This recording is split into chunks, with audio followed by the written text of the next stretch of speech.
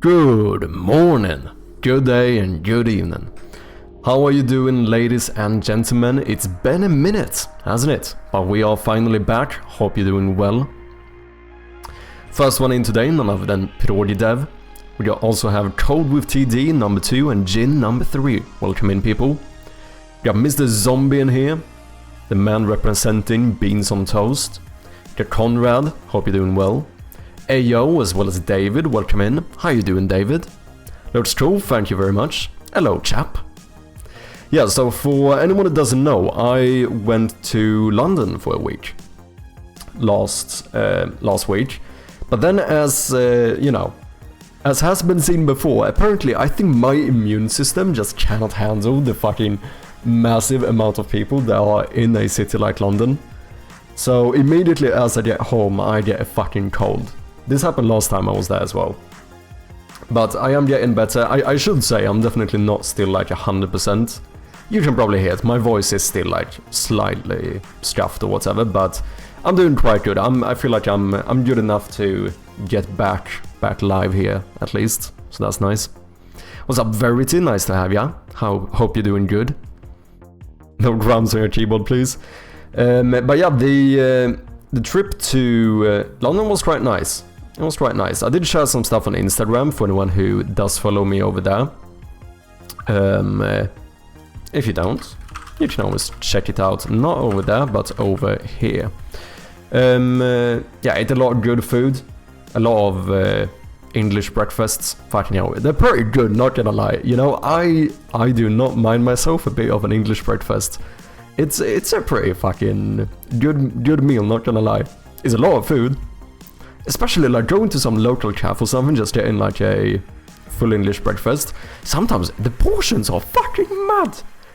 They're actually humongous. But I mean, I don't mind that. You know, rather get a lot of food for my money. You know what, I would go as far to say, when it comes to food, I might even take quantity over quality. I know that might sound kind of outrageous, but I do stand by it. A cold in the summer, loser. I also have a cold. Yeah, it's quite ironic. Like, the one time when Sweden has good weather, I am like fucking with like half of a cold here, you know. I'm gonna co-work while I work on my stuff. No worries, Mrs. Zombie. Have some good work.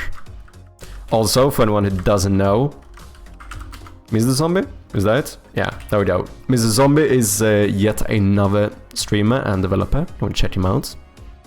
Thanks, no worries, mate. Yeah, what else did we do? So yeah, I spent a lot of time with my partner and her family and stuff. Ate some good food. Not only English breakfast, we had some nice Indian food and stuff as well. That was kind of dope. Went to cinema. Went to a musical. We went to like the Michael Jackson musical. Might be one of the, if not the only time I've ever been to a musical, but I was actually quite surprised. It was pretty entertaining, not gonna lie. And yeah, then I came home and I have been pretty much just chilling, trying to feel less shite, you know? And yeah, so far so good. This is a Michael Jackson musical. Was it good? It actually was. Like, I would say it was better than expected. They do have some stuff on YouTube. I did share it in the Discord. I did share it. I think I shared it in the general chat, if I'm not mistaken. Yeah, because we were not allowed to film in there. But they do have some stuff on YouTube, so I posted one little just so, in case anyone wants to like get an idea of what it was like. I'm not sure if I'm gonna play it here. I don't know if this could be a copyright issue stuff. It probably would be, but it was pretty cool. Like I said, it was. I think I enjoyed it more than I thought I would. You know, there were good singers, good dancers, all of that stuff. They kind of went through the entire story of Michael Jackson and whatever. It was quite interesting. Is that it? I think that's pretty much it. How have you guys been? What have you guys been up to? It's been like almost a week and a half since I was live here. So I hope all of you have had a good time. I did spend some time on the game as well. During like the flights and stuff, I did a lot of copy. So I rewrote most of the about section on Steam, switched it up. I did break my GIF somehow, so I need to fix that. I don't know what the fuck happened, but right now I just have this static image. I do want the GIF again. But yeah, I switched out the text here and stuff, added a little bit more. I was talking about this, I added a little, you know, solo dev, indie dev section as well at the very bottom, but so far I'm pretty happy with it. It does mean that I've probably fucked up a lot of the localization on the Steam page though. So for anyone who's interested, if you do speak another language, you can feel very free to go and, you know, maybe proofread my Steam page a little bit, because it is heavily ChatGPT translated at the moment in pretty much all the other languages. So, you know, if anyone has some extra time on your hands and you just want to double check it for me, I would be very, very grateful. I also realized something I fucked up before. This angle is so not correct, right? This needs to... It can't be this diagonal. So we're gonna have to change that. The annoying thing here in-game is that I actually made the TV... You know, it's part of the same sprite as everything else, so we need to like redo the animations and stuff. I mean, I have to re-export them, right? So it shouldn't really be an issue.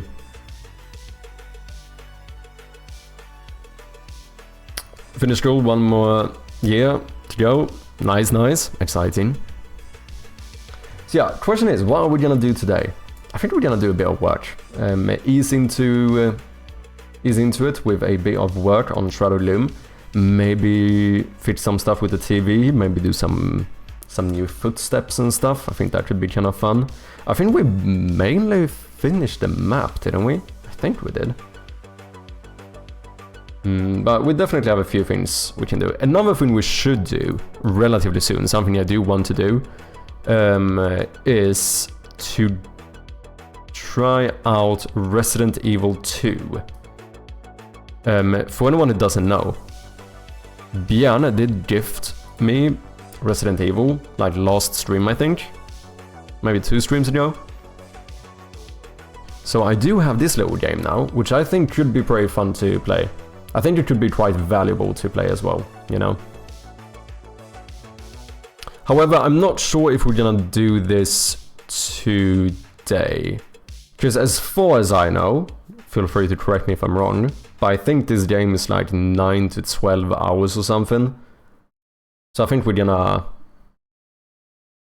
maybe do some longer bonus stream or something and try to see if maybe we can even get through the entire thing in one go, or at least in 2 streams. Because I'm probably not gonna be live for super long today. Like I said, I'm still not feeling 100%, so I feel like we should probably start it off a little bit easy. So unfortunately, it's not gonna be the usual 8-hour stream today. Yeah, it's research, indeed, research, that's what we do. I never play games for fun, it's all about research. Happy Wednesday, what's up Midnight Moonlight, how you been? Hope you're doing well. Yeah, I think this could be fun and valuable. Obviously, it's going to have a lot of, you know, differences to a game like mine, since this is like a full-on 3D game and stuff, like, but I still feel like it could be valuable playing stuff like this for a bit of inspiration, you know? I think so. I'm researching your stream too. Likewise. What's up, Peepa Poopy? How you doing? Welcome in. Do you have your new Steam page up? I think you have a new Steam page up, don't you?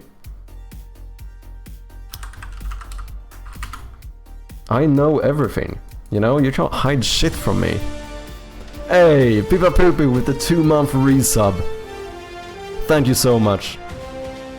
Really do appreciate ya. Thank you. 2 months. 2 months indeed. Time flies.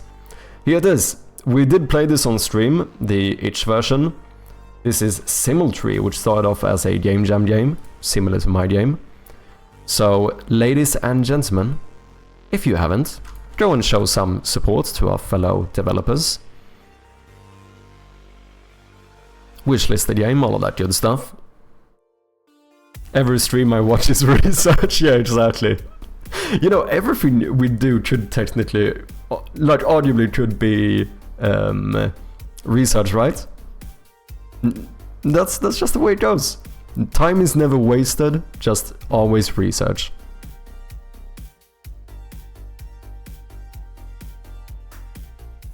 Every wishlist helps, indeed. I'm quite sure I did wishlist this. Let me double check. I did definitely, yeah. Now we have clicked both them buttons. Why is my Steam in Swedish all of a sudden? Oh, because the link itself was Swedish? How to unsub? I think that's it. Wait, can I do this? Boom. Yeah, that's fine. I'm researching ads right now. Sorry about that one. We do indeed have some ads running. Should be over in about half a minute. I need to look into this. I don't understand why. I'm quite sure I run 3 minutes of ads during the intro, but recently, what is this, like 20 minutes in and I get another ad. It shouldn't happen.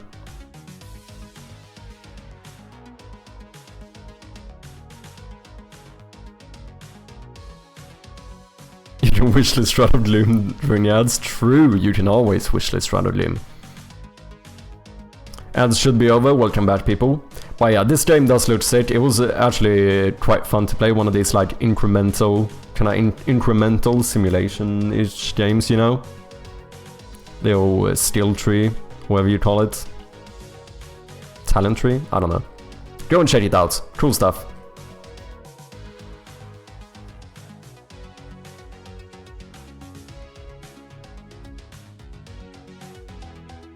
Unwishlist and wishlist 20 times? No, don't do that.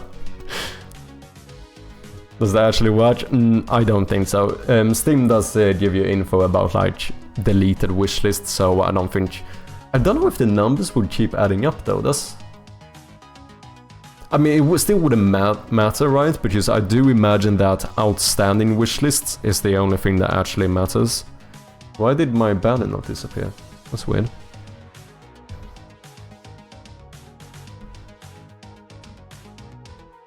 So yeah, what are we gonna do today? Like I said, I don't think we're gonna play Resident Evil today. I do wanna play it. I just feel like maybe we don't have enough time to give it a serious go today. I generally like to get through as much of the games as possible on the research streams, so I think maybe later this week or next week or something we can do like a full 8-hour stream or something where we just fucking, you know, we go deep into Resident Evil 2. I think that's the plan. So for now, let's boot up Unity and see what we can do. Let's see if I have completely forgotten how to make games.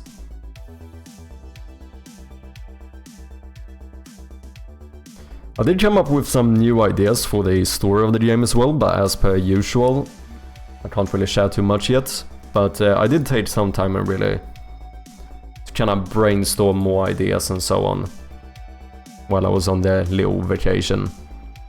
Just for anyone who doesn't know, it is one of those things that's still a little bit undecided. The story of the game has not been like fully set in stone yet. But we're getting there, we're getting there.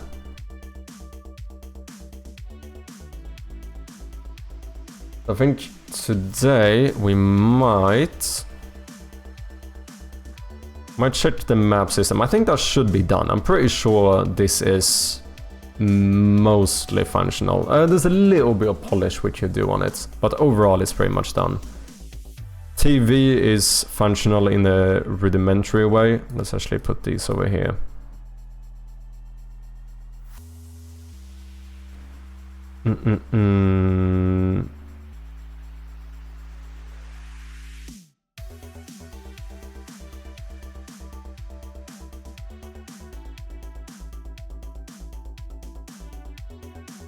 Still have a few bugs in the game as well. We have a lot of stuff to get through, but I do wanna progressed quite a bit here, because the thing is... wait, I don't know what I was working on last time. Give me a second.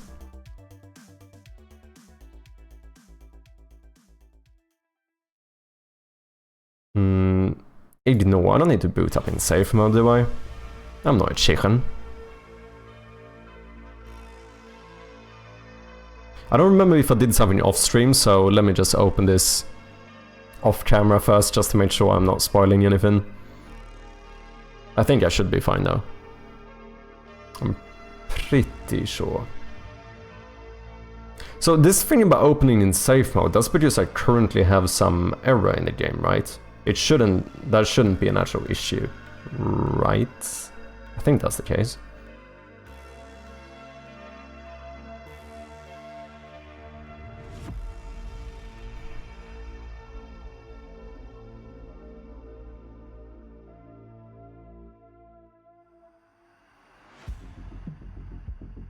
Taking its fair share of time. Why am I importing everything? Last time Unity asked me to enter safe mode, I didn't and had no errors. Interesting. I don't know if I don't think I've ever entered the safe mode when that happens. I do have some errors though, fucking hell.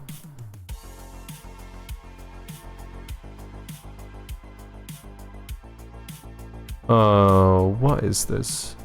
Why am I in a WebGL build? Am I on the right branch in GitHub? I am. Okay. It would be fucking sick if the first thing I do is to literally crash the game. I have a bunch of shader errors regarding Text Mesh Pro. I think that should be fine though. Oh, this is probably the real issue. Steam Manager does not contain definition for achievements enabled.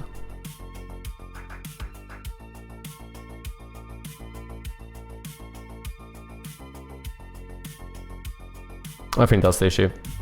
I think I'm forgetting to check something here probably. What's up, Runeson? How you doing? Glad you're feeling better, or at least on the mend in that direction. Indeed, I am. Thank you very much, Runeson. Hope you've been well. Sometimes it's bad, I guess. Yeah, I mean, every now and then I'll get like exactly 3 errors, random, always the same.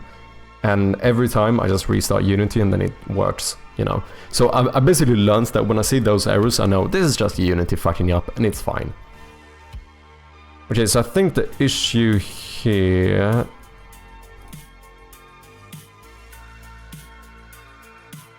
If not disable Steam works, what is happening here? Steam Manager.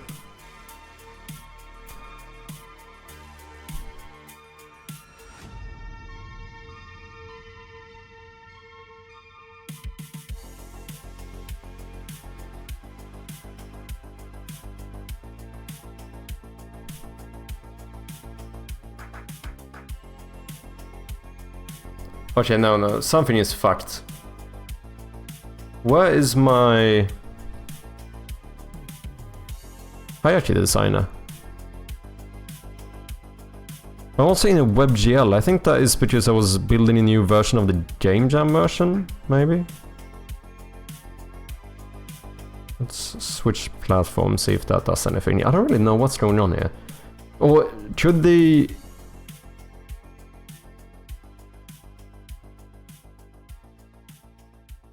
Should the platform change whether the asset works or not?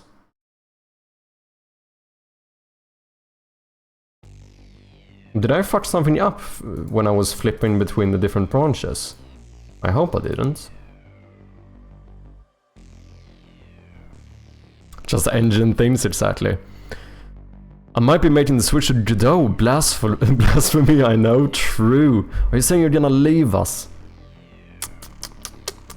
I'm joking. Exciting. How did you... what is the reason? What's your mindset?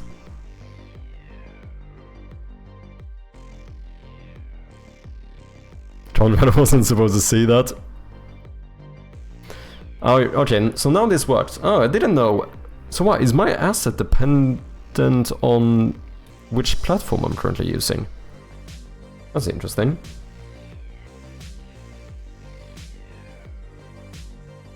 Okay, that seems fine. Also, wait, my errors are gone. Can I play the game?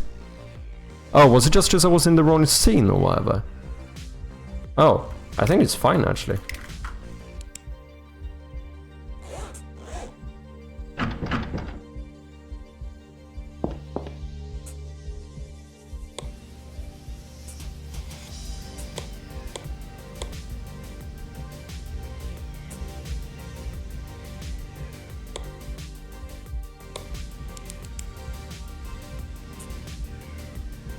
Okay.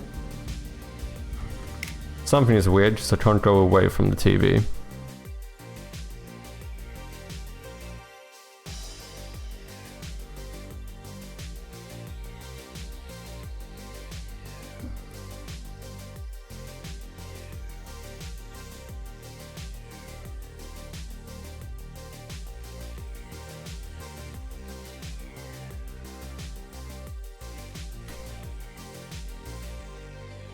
Is that just because you are disabled?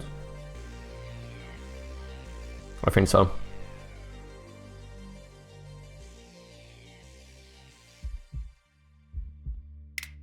If that's the case, I think everything is fine. I think the issue might have been that I had recently switched between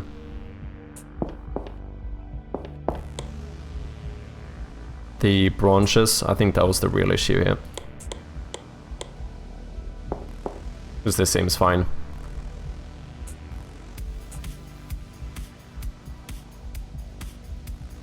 I dabbled with it in 3.x and didn't like where it was with C#. 4.4 is much further along C# wise. Since I'm so early in playing with Unity, as it is going with the completely free forever engine that's getting a lot of push lately, so I think that makes sense to me. There's also some ways to do some UI things that vibe more with me than canvas and components in Unity or UI toolkits. Interesting. Yeah, I've never tried the toolkit. That's a new thing they did, right? But no, I think, I mean, that makes sense. You know, I'm not gonna sit and pretend like it doesn't. Give it a go and see if you liked it. The TV looks great, thank you. I'm quite happy with it. I think it turned out pretty good.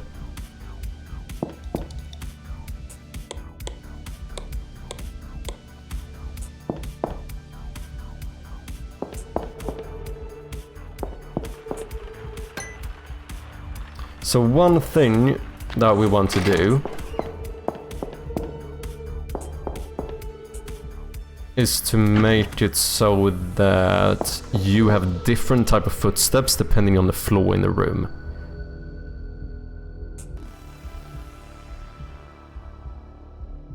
I think that would be pretty cool. Most of them are going to have wood floor.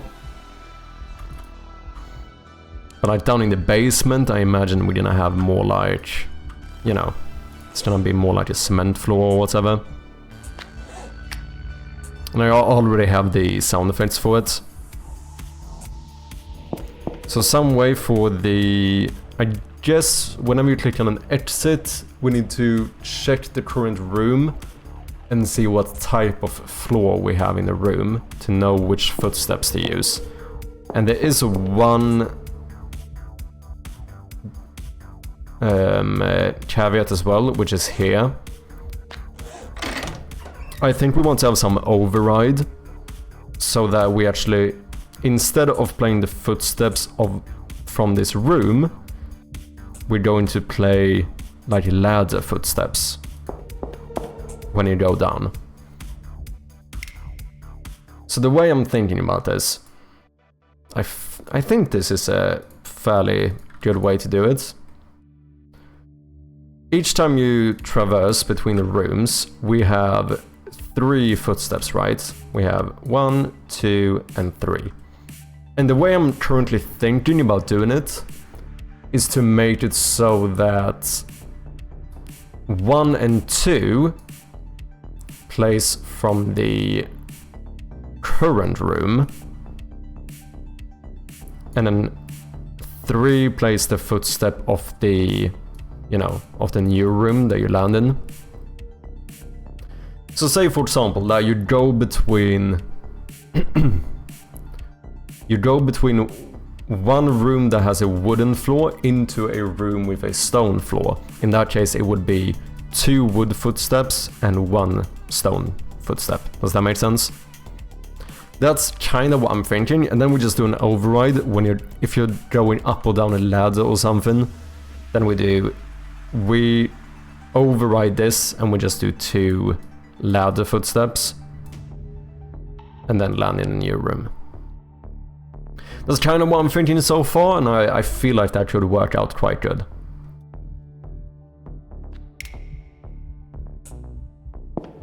So here it would all be like stone floor. Here we'll do 2 ladder steps and 1 stone floor when you land here. 2 stone, 1 wood. That kind of thing. What's up, Hadouken? How you doing, man? Welcome. Hope you're doing well.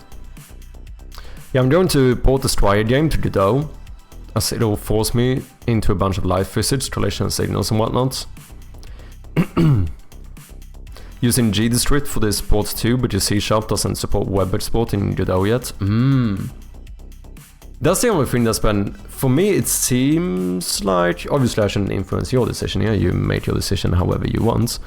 But it seems for me that it would make more sense just going with GDescript, since it feels more, you know, native. It feels like the thing it's made for. But, you know, obviously take anything I say with a grain of salt here.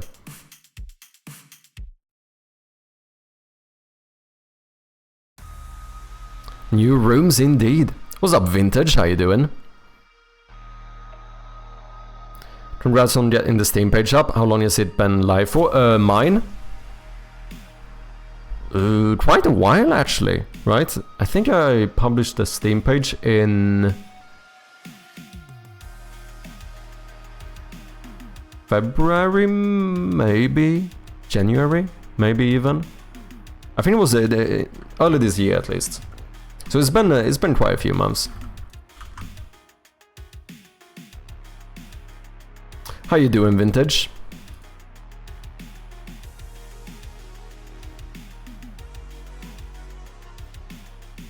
Oh damn, my bad. I didn't realize he had been live. Yeah, it's been a little bit. No worries, man. Funny enough, .NET is more performant in Godot, I believe. Oh really? That's surprising. So it depends on size and scope of the game, and you can do things like typed signals, so less strings that GDescript needs. And signals are like the equivalent of events, right? If I'm not mistaken. It's definitely a pros and cons thing, that there isn't an answer without taking into consideration the game's needs and scope, yeah. Welcome back, by the way. You had a good trip. I did, thank you. It was quite nice. The weather was really good. I mean, for British standards as well, you know. It was basically like full-on summer the entire week. But obviously I did get a little bit sick before I came home, so that was kind of, you know, unfortunate, but it is what it is. Overall, it was good. I enjoyed it.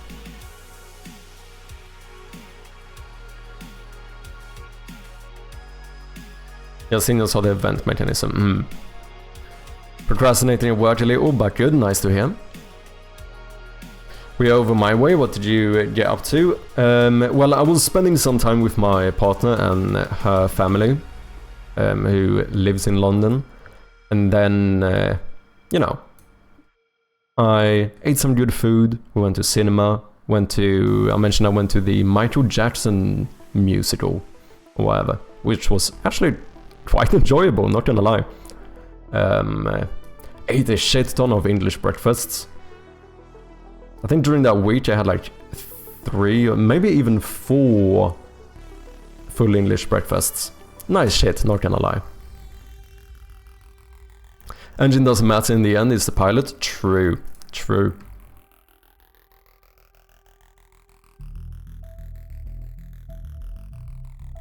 Yeah, I think sometimes we put a little bit too much thought I mean, maybe that's not the right way to put it, but I feel like a lot of people stress too much about picking an engine.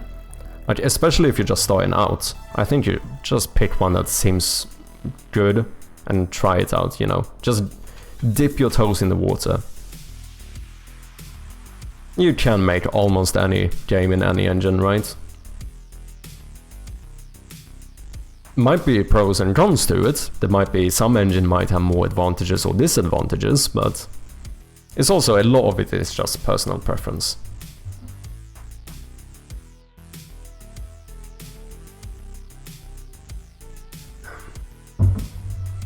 Which part of the UK were you in? Without doxing your SO's family? I was in London. Which now, of course, London is quite big. I mean, it's fucking massive.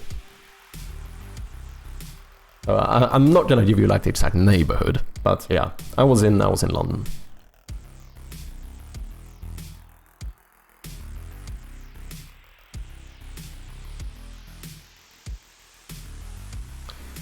So how do I do this? I could add a enum.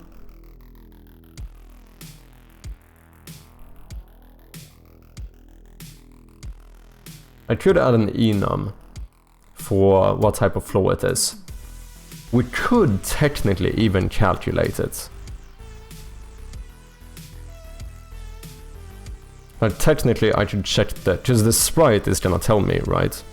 So if I check the sprite of the floor, I could use that to calculate what type of floor we have and initialize the enum that way.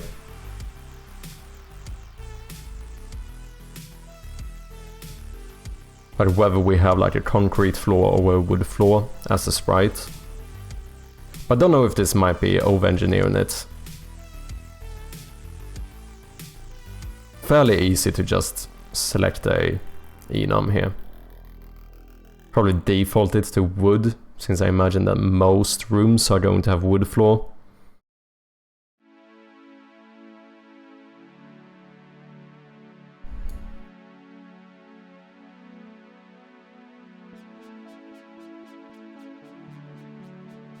You mean you won't tell us a street name and postcode while streamer hates his community? Exactly. Lurk, work. No worries, Runeson, enjoy your work. Calculate, only downside to calculate is you might use different sprites though. Yeah, I mean, I would have to set up all of them. So I would need, I mean, it's not impossible. Because in the end, we're probably gonna have more than one wooden floor sprite, right? But we could make like different arrays for like wooden floors, stone floors, etc.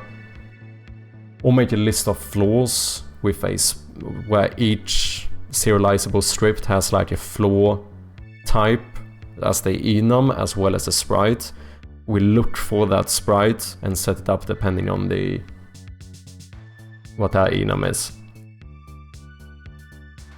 It feels like this might be over-engineering it though, isn't it? I mean, it would be, if I go around changing this a bunch, it would be one less thing to change, right? Because otherwise I would have to go in here, change the floor sprite, and then go into the room and change the...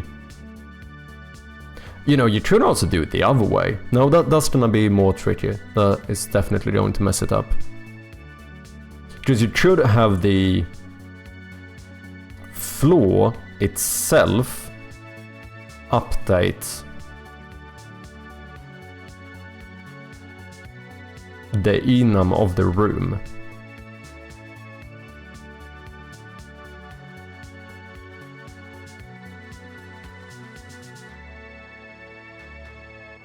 Do you have multiple floor types in a room? No. So each room is only going to have... Right now we have two different ones, right? So we have, like, this is a wooden floor. And then, like, this is a concrete floor. The only caveat, as I mentioned before, is the ladder. Because I think I want to do the thing where we play 3 footsteps every time you go between rooms. So I think 1 and 2 are going to play the sound from the room that you're currently in. Number 3 will be the footstep of the room that you land in.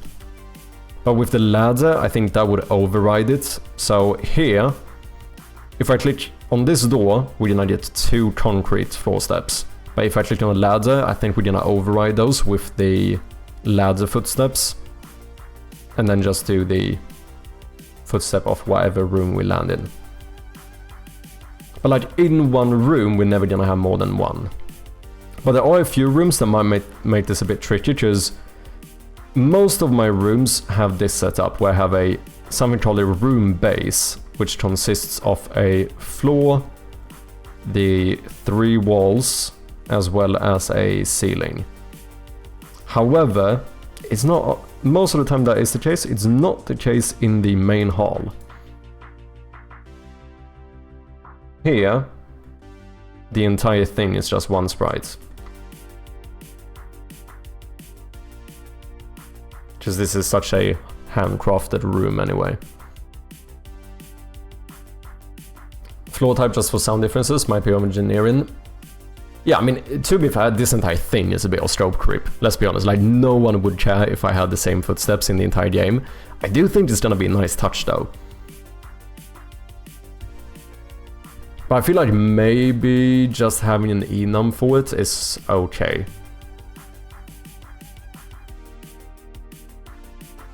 Small details, yeah, I do like small details, right? I feel like small details can add a lot. You know, you can also sink a lot of fucking time into it, but you know what I'm saying. Should you make the sound an attribute of the room in that case, and get the correct sounds on transition?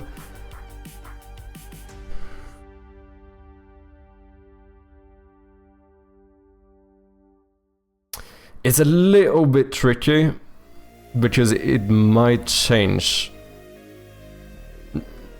The only thing that becomes weird is still the ladder. However, that is probably going to be a weird edge case override no matter how I do this, so maybe that doesn't matter. Because let's be honest here, there's a lot of ways you could do this. You could always have the exit check what type of footsteps it should play, but that seems like more work, because if I have 3 doors here, all of those doors would play the concrete, and now I need to set that up in each door. So for that reason it seems better to do it on the actual room.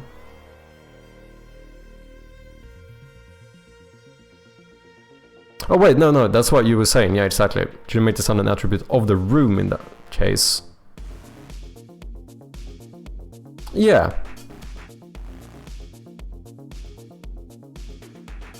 I think that's kind of what I'm thinking. I don't know if I'm gonna have a proper sound attribute or maybe just do an enum for it though. But basically it is the room itself is going to somehow say this is the type of footsteps that should play in here. Specifically the ladder should be different, where here I think maybe in the exit on click, in this function we might just pass in another bool called like override footsteps. You know. Maybe even do that enum that we have, that we make, and then call this, we default it to like none. If none, then don't do anything, but if you have an override here, then override those footsteps.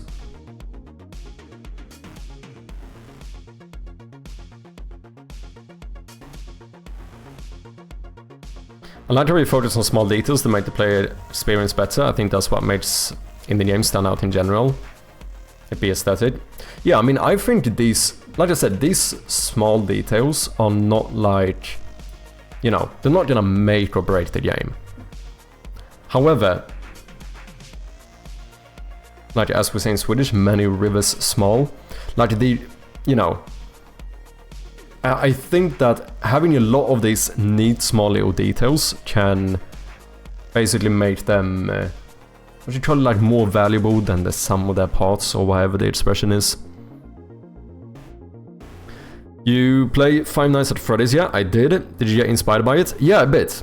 I actually took a bit of inspiration from it.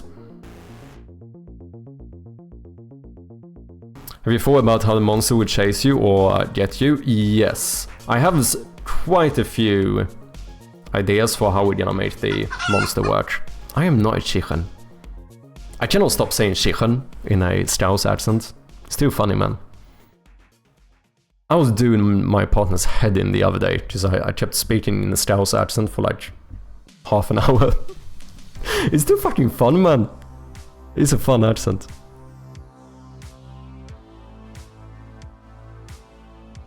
I'm too dumb to know what an enum is. Haven't had to use one in Unreal Engine 5 yet. An enum is, I mean, in some regard, an enum is just a glorified integer, right? I think the easiest way to explain it is that an enum is like a named integer, really. Like this direction is an enum, for example. Public enum, left, right, forward, backward, up and down. So these are different options I have. But if you actually look closely at it, left equals 0, right equals 1, Cheers. Forward equals 2, 3, 4, 5. Like it's basically just a glorified enum, but it's, you know, it's useful because you get to name it, so it's more intuitive. Okay, let's do it. Minutes. And since you do that, you can also get this, where you get a neat little drop down in the inspector, in Unity at least, which is another, you know, pro of it, I suppose. Stretch. Okay. Cheers, Ayo. Let me stand up as well.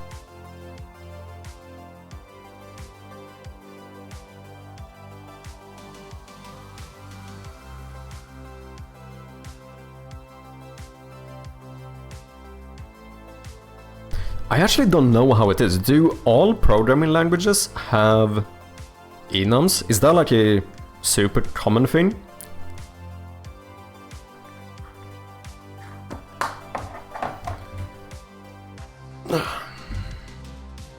Make the ladder a room? That would be a bit tricky.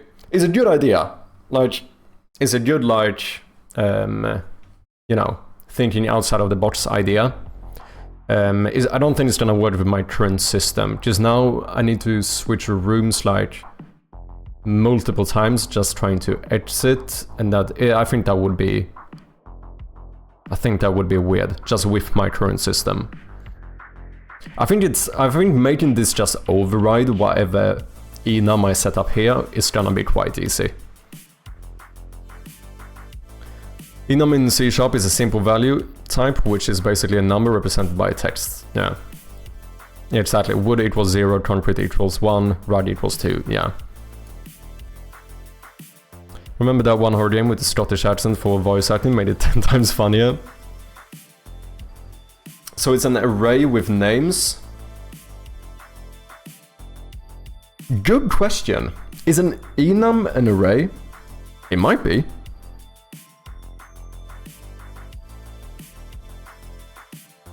I don't know.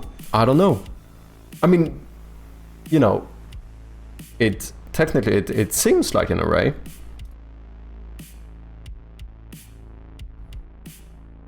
Maybe.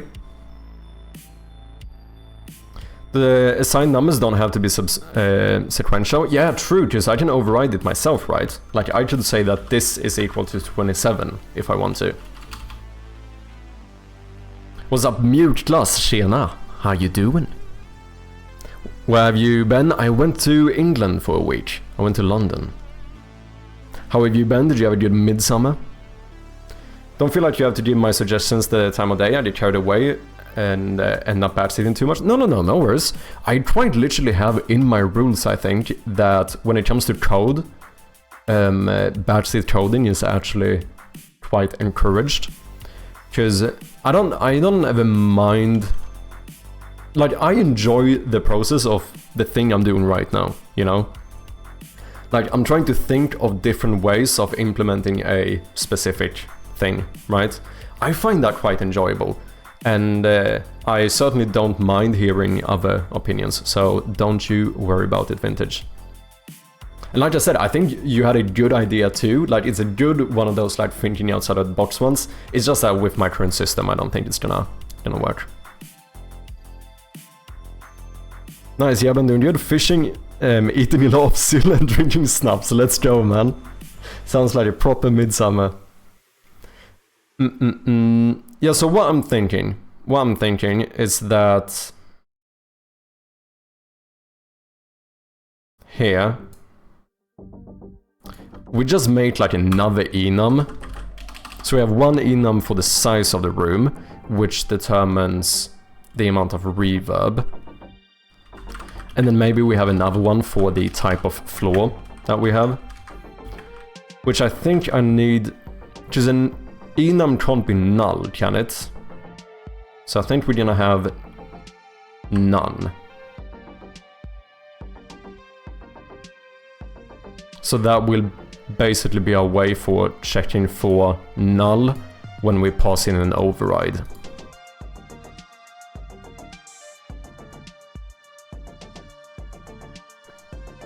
Eternal thinking is my jam if I could only find a job that paid me well to do it.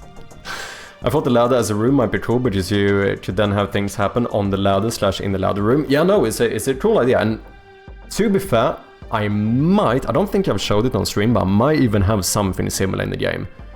But I don't think I'm gonna have it with this specific one. Null is evil, yeah. And I don't think an enum can be null, can it? If anyone knows for sure, let me know, but... Because I know like an integer, for example, cannot be null, right? Like a null integer is 0, isn't it? Just like how I think... There's not like a null value for a bool either, like... that would just default to false, right?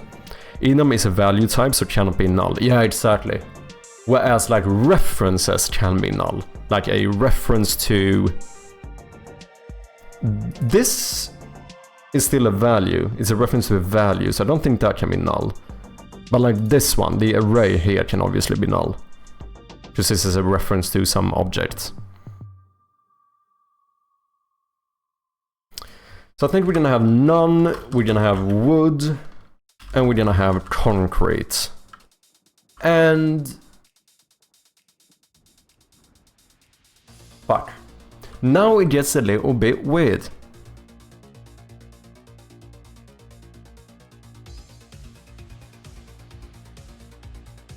Because it sounds weird to say ladder as a type of floor.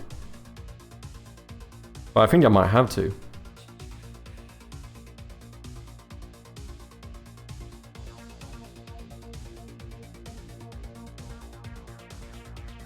Perhaps you can make it nullable by using the question mark symbol, but I wouldn't do that. Yeah, I don't think I need to either. I think this is this is basically me trying to create my own thing that's equivalent to something being null, right? I think that's fine.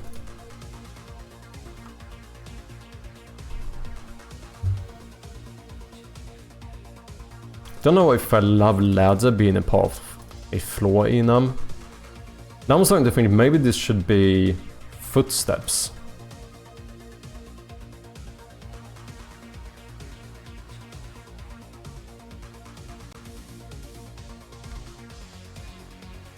So whether the footsteps are none, wood, concrete or ladder footsteps.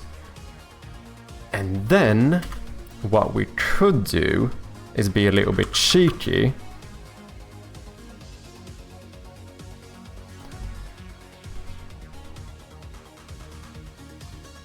No, wait. Maybe I'll do 2 enums. Maybe we do use a floor enum here. We remove ladder. And then in the room manager, which currently handles footsteps, maybe in here we make an enum for the footsteps. We check the floor enum to set up the footstep enum, and when you exit on click, instead of passing in a override floor enum, we pass in a override footstep enum.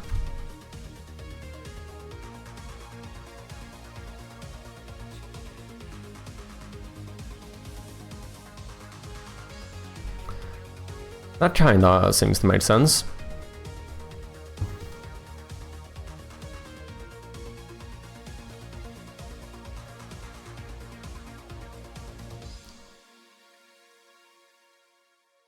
I think.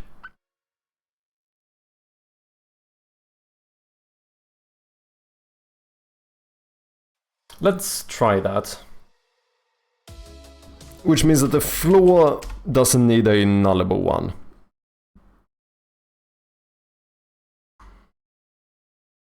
Wood and concrete. Those are the only floors that we currently have. Then we make a private floor called room floor. We're going to default this into floor.wood, just that will most likely be the most common one.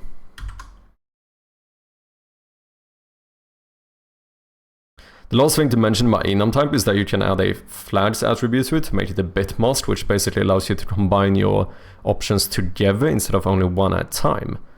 Oh, interesting. There's more to it, but needing binary numbers instead, but just mentioning the rabbit hole, yeah. Interesting, I didn't know that. I know I read a little bit about bitmasks and stuff, and it was hella confusing.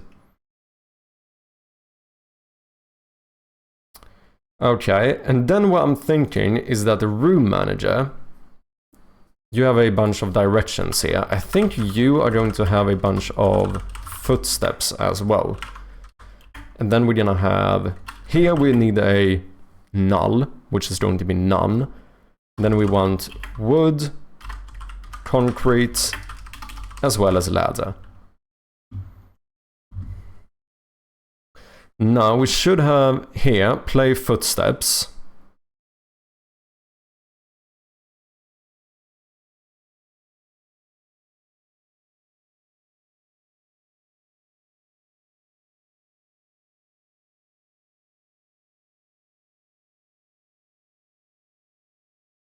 My music crashed, give me a second.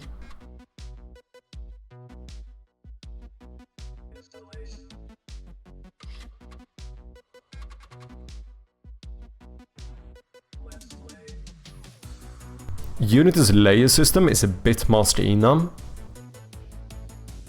Oh, to be able to get child objects? Is that why? So like would the first enum be the parent and the second one be the child kind of thing? No, we like you standing better. Outrageous. I'm still a little bit sick. This is outrageous. I'm joking. It's fine. Okay, play footsteps. We pass in a amount. But this is the one I actually want to change. Transition to new room. So now what I think we need to do here is to pass in what type of footstep we want to play. So we're gonna pass in a footsteps called footsteps, which is basically going to be our array, isn't it? So right now we have an array of sound effects, which are footstep sound effects. So I think we're gonna change this and rename it into footstep wood sound effects.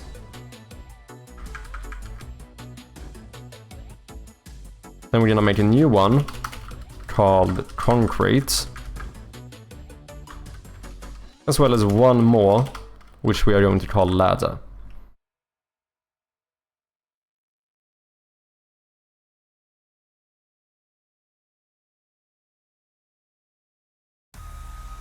Yeah, I think so.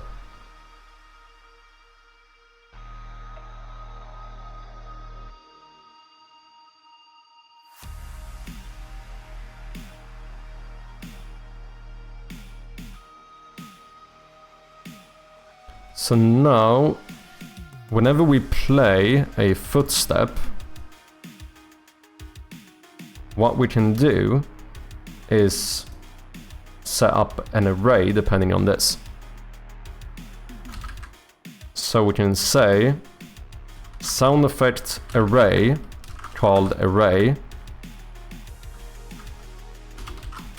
Can I not do this? Is equal to, do I need to initialize this?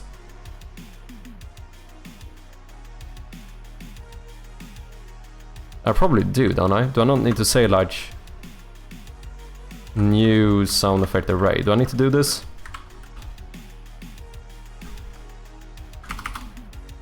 Maybe not. I think that's when I do a list. Should this be a list? No.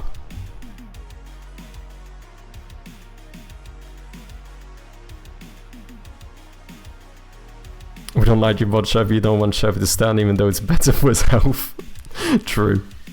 Chef, have you ever used the dictionary yet? Yeah, quite a few times. I do use some in the game as well. I use them for all the exits in the room, so like the ones they are connected to. The main issue is that, like, the annoyance I keep finding with dictionaries is that by default they are not serializable, which means that the way for me to easily set up that dictionary is to make an array of my sound effects to initialize the dictionary. And at this point I go, if I'm already making an array, why not just fucking use the array? Do you know what I mean? I know that dictionaries have some like advantages, but for this type of stuff where like this is gonna be arrays with like 4 different sound effects. Like, you know, if I would make an entire database with like 100 items in it, I would definitely use a dictionary. But for this, I think it's fine. Yeah, it's true, it's a shame it's not native serializable. Yeah, I know you can get them serializable with like assets and stuff, which is probably something I should look into at some point. But for now, I think this is fine. Okay, it would have been sick to use a ternary operator here, but I actually think we want to use a switch case. I could do a like one of those like linked ternary operators, but I'm going a bit mad. I should just do a switch statement. But do I still need to... I need a reference to this, so I should probably set it up first. Can I just do this?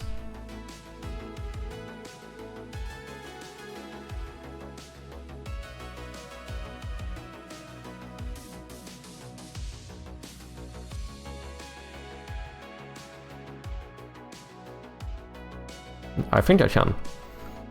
So we set up an array and then we do a switch depending on the type of footsteps, where we say that if the footsteps are none, then I guess we return, because something is not correct here. Can I not return here? Oh no, I use this as the default maybe? Can I do that? Can I do default return instead of default break? No? Do I need to do a check after this? Can I not exit out of this function through a switch statement?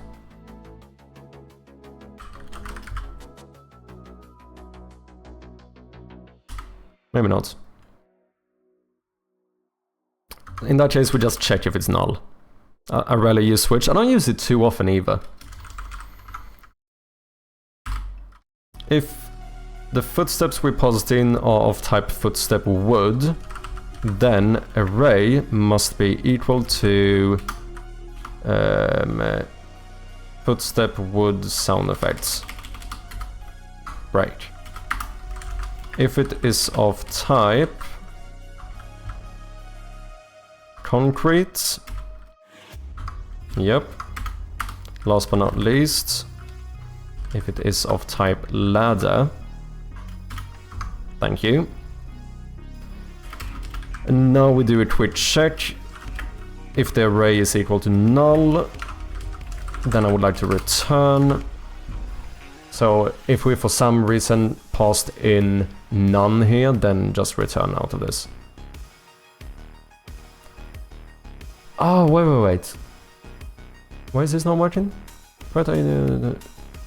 Oh, because I cannot return a value from an iterator. Ah, that's the issue. Yield return. That's how I... Or yield break to end the iteration. Okay, so I do a yield break. Because this break only breaks the switch. What if I do a yield break here? I think that might work.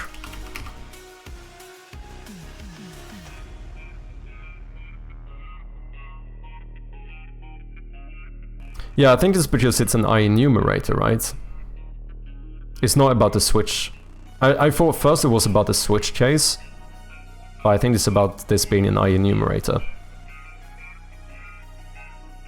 But then I think this might be fine.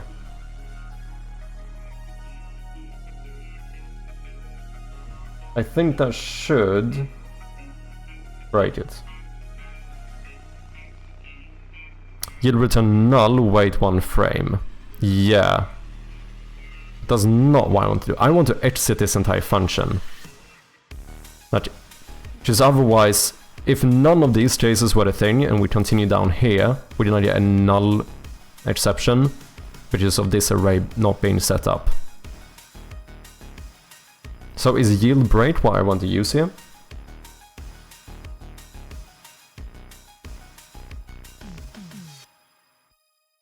I think it is.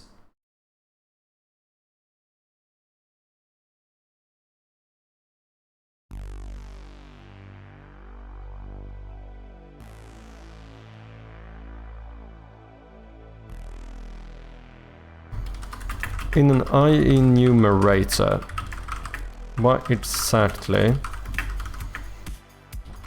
does yield break do? End the iteration early. It immediately exits the iterating method. No more values will be returned. It's like saying I'm done iterating now. This line is never reached. Yeah, that is what I want. And this works inside a switch case inside of an enumerator. Yes. Wait. I think we should be fine. This should be functional. So now we have set up the array correctly. Random index equals random range. And then here we just say array.length. Here we say array with the index of random index. Wait for the footstep delay. Yeah, that should be fine. I think our method to play footsteps is all good. We just need to pass in the footsteps correctly now.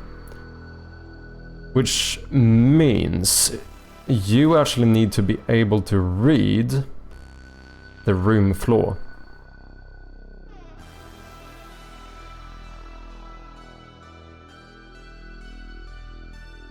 So this needs to be public. Break, I assume, just breaks out of the switch. Not sure on yield break, might be nice to test that for learning, yeah. No, I think you're right that break would just get me out of the switch case. But it seems like yield break should break the entire thing. But we can easily test this by just passing in the none footsteps to see whether it works or not. Because if it doesn't, we just have to do another little if statement or something. What's up, Birdsong? How you doing? Welcome in. What's going on, Sherpy? I'm trying to work out a little better system for footsteps in my game so that they can like dynamically change depending on, you know, what type of floor you have in the room. So you have like concrete floor, wood steps, wood floor, wood steps, footsteps, sorry, and so on. Small detail, but I think it's kind of cool. You know, we like these small little details over here. How you doing, Birdsong? Okay, so I think we need to be able to read this. So I think we're gonna rename this into room floor. And then we're gonna make this public. Should I make this read only? Oh, but read only isn't serializable either, so let's just keep it public. It's fine. Can I do private set get thingy? Can I? Probably. So now,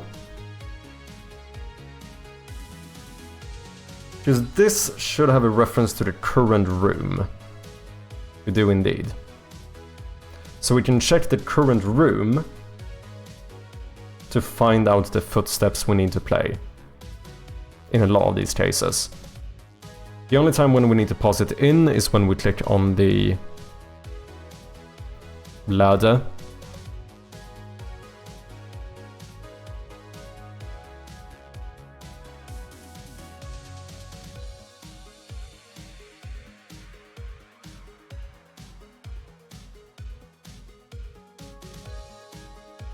Yeah, to do that, I dread to think what it takes to implement. I mean, in my case, it's pretty easy, but I don't know. I think it probably depends a lot on the type of game, right? Doing well, gearing up for my first playtest. Hope to have everything in order shortly. Nice, man, exciting. Public floor, lambda floor.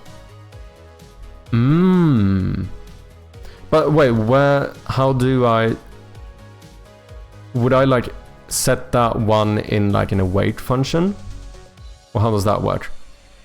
Or will that in the actual property field itself set it correctly?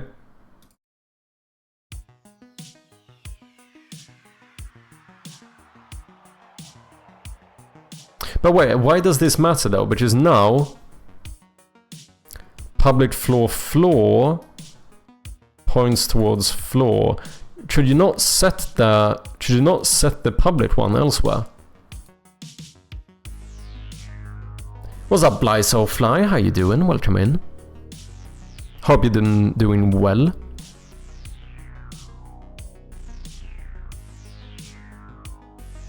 I'm going to be lurking as I get cracking. See you around, friend. No worries, Birdsong. Thank you very much for lurking. I appreciate you. Public gets a floor is not allowed to be set. Interesting. So what? Then I would basically do one like this that I actually set up. And what? This one points to room floor?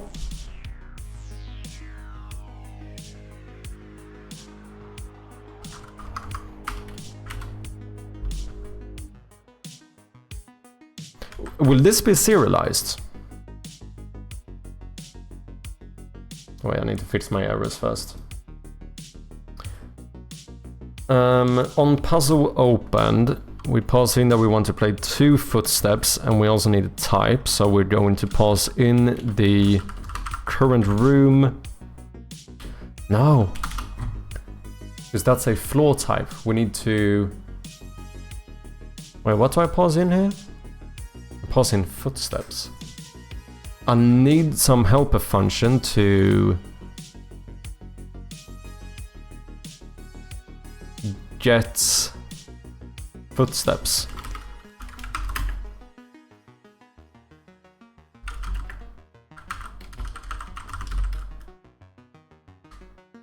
Which is not going to be void. You would be of type footsteps. And then we pass in a room.floor.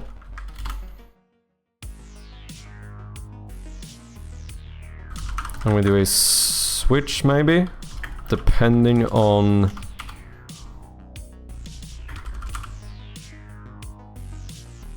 the floor. Say if it is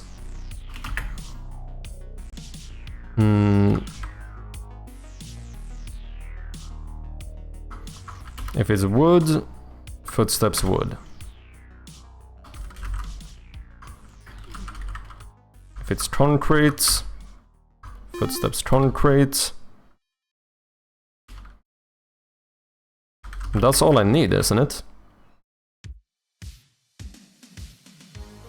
Because those are the only types of floors we have. Wood and concrete. Yeah. Should be good.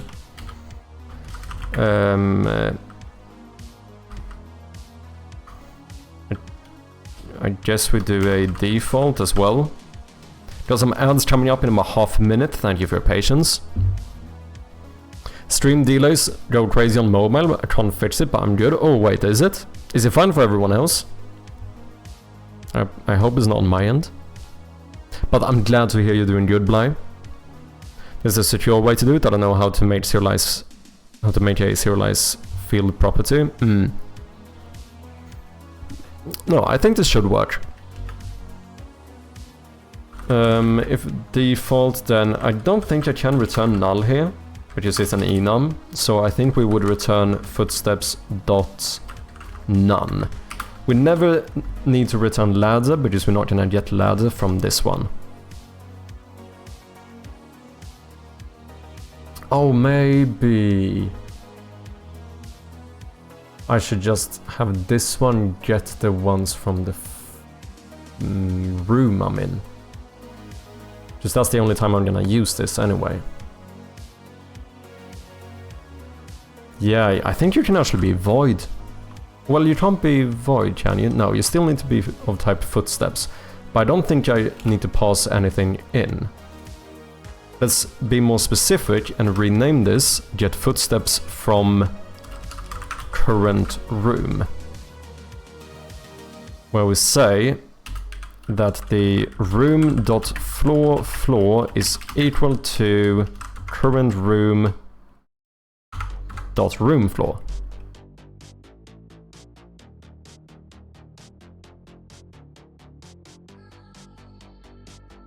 And then we set this up. And the reason we don't need ladder here is because ladder is never a type of floor. So now, when you open or close a puzzle, we should always, most likely at least, we are always going to play footsteps from the current room. So in that case, we just say get footsteps from current room.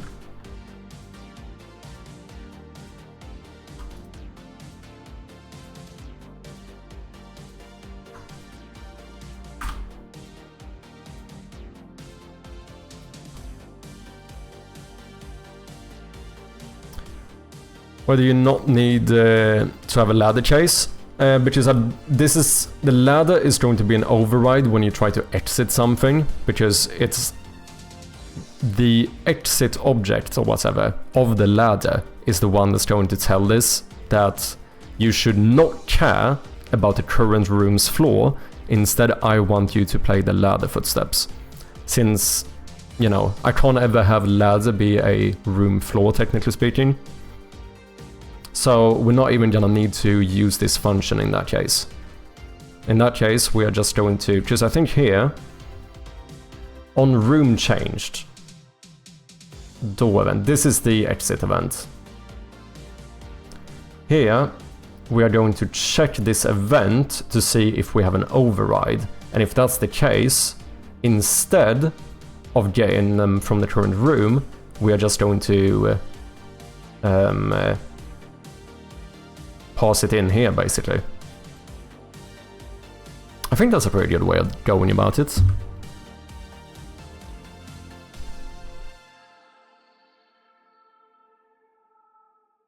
I think I'm gonna use magic numbers though. Fuck footstep amount. I don't need you. What are you gonna do about it? Yeah, not in. Just gonna pass in the amount of steps I want here. So on room changed, we want to play 3 footsteps in total, but we want to start off playing only 2 from the current room or the override, and then 1 from the room we land in. So we're going to start coroutine, play footsteps 2. But now the issue is that we don't know the footsteps we want to play. So we need to figure that out, which means that the exit on click. Ads should be over, welcome back. I feel like we are onto something here.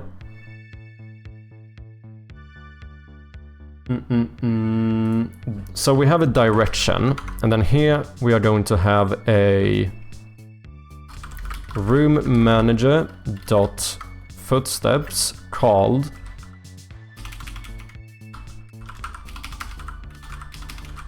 footstep override.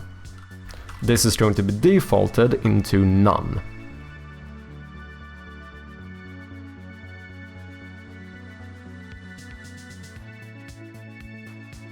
So now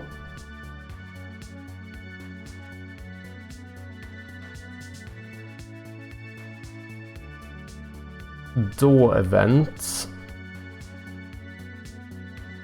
you need to have this reference as well. So here, I am gonna want to pass in the footsteps override.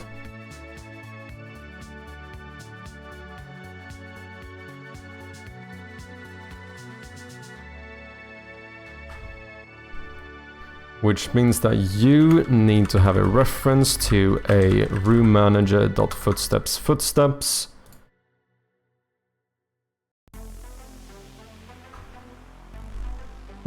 Actually, let's call you footstep override. Let's do the same thing here. Footsteps override. Footsteps or footstep? Let's be consistent. Footstep override.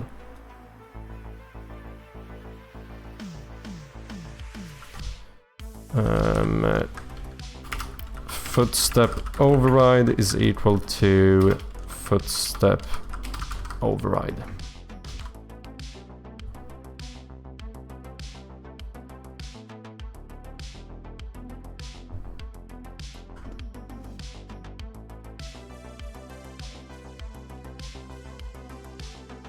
Instead of footsteps, then it's a matter of room transition sound.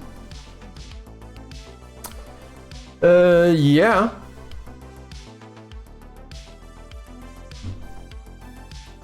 I mean, I do have a room transition sound as well, which is more like a generic one. I don't know if it is in my room manager. I think it might be. Yeah, transition sound effect. But then on top of that, we also play the footsteps. I think I always, though, like, whenever the player is moving, I think we're always gonna play sound effects. I mean, we don't need to. If we don't want to play footsteps, we can pass in none, because that should break here. Right?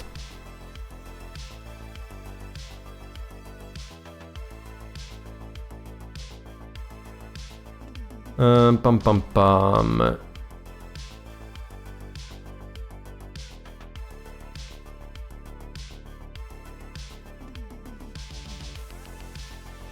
You default to not having an override. The door event is set up. We need to have this one check if we have an override or not. So maybe we do something like...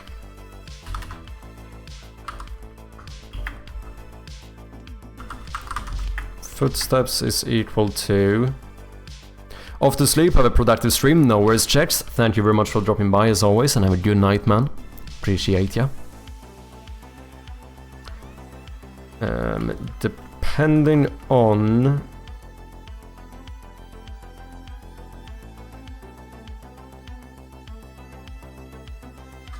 Depending on if the door event dot footstep override is equal to footsteps dot none. This is basically our null check. If it is set to footsteps.none, then this should be get footsteps from current room.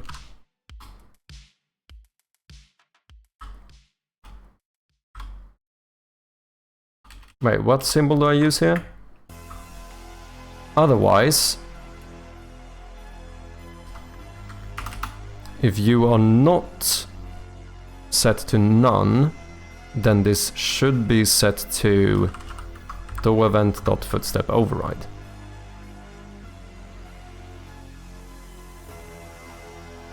And then here we pass in the footsteps.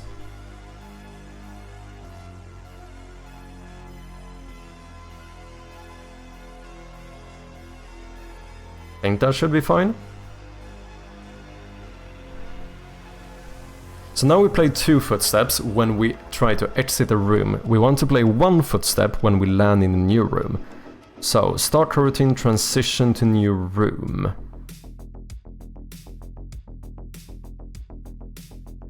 And here we should always be able to get footsteps from current room. So maybe we should even do it in here. Because we need this to change. Do we? No, we do have the new room passed in here, actually. New room. Where do I get new room from? New room is equal current room dot try get room by door, blah blah blah. Okay, so we can actually do it in here as well.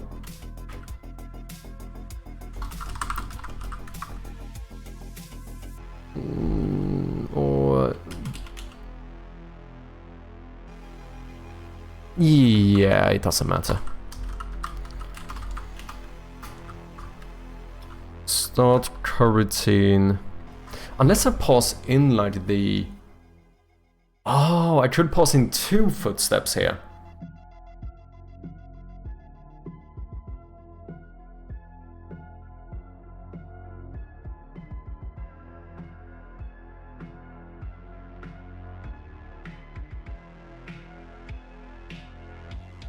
And just play it in 1 coroutine. We could do that.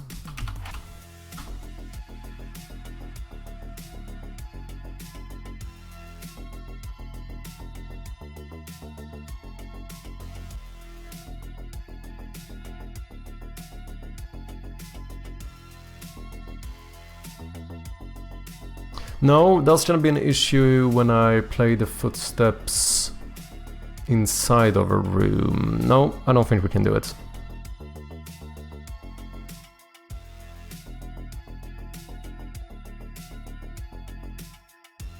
But how do I time this then? Because now I have like multiple coroutines going at the same time.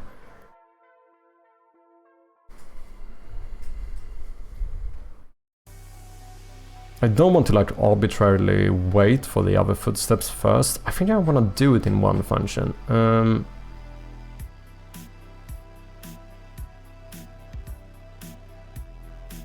Okay, what if we...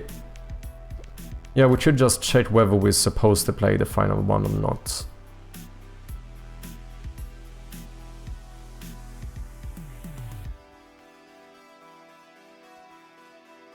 Yeah, I think that's fine.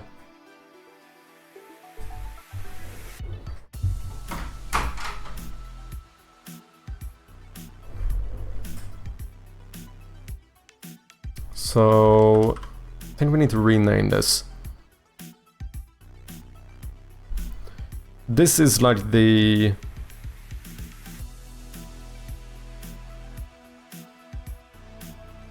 what, starting and ending steps or something? Because what I'm thinking is that we pass in another footstep here. Or another footstep type. Maybe called last footstep, because I think this is always gonna be 1.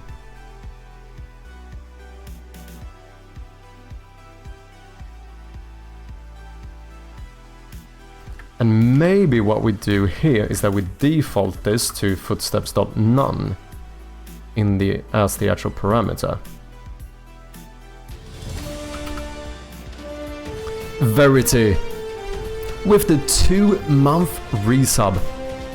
Actually, 5-month resub. Fucking legend. Thank you so much. Really do appreciate it, Verity. It means a lot. Thank you for once again resubscribing. Appreciate ya. Always cheers.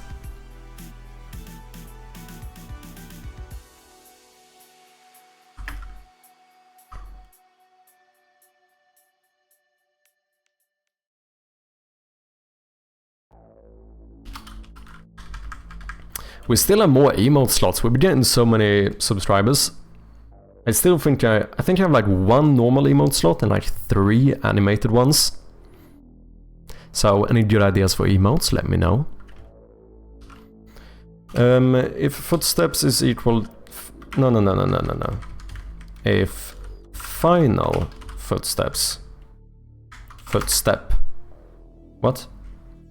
Oh, last. If last footstep is equal to none, then return. This is an I enumerator, so I can't do that. We need to yield break. Me to get distracted? Yeah, welcome back. What's up, Blue? How you doing? Hope you've been well. And thank you.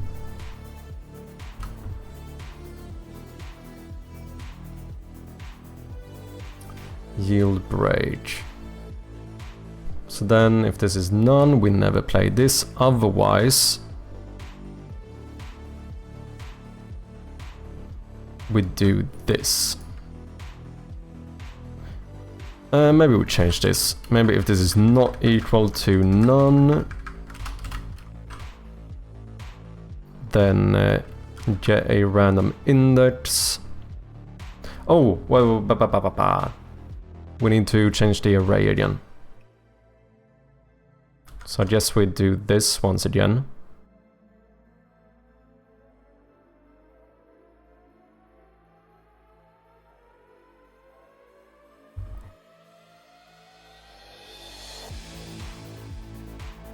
Maybe I pass in the arrays here of sound effects.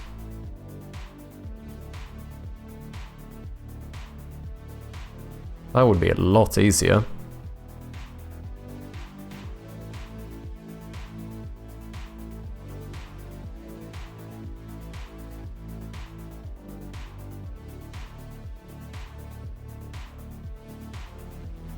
You know, let's do bad code first and then we fix it later. It's fine.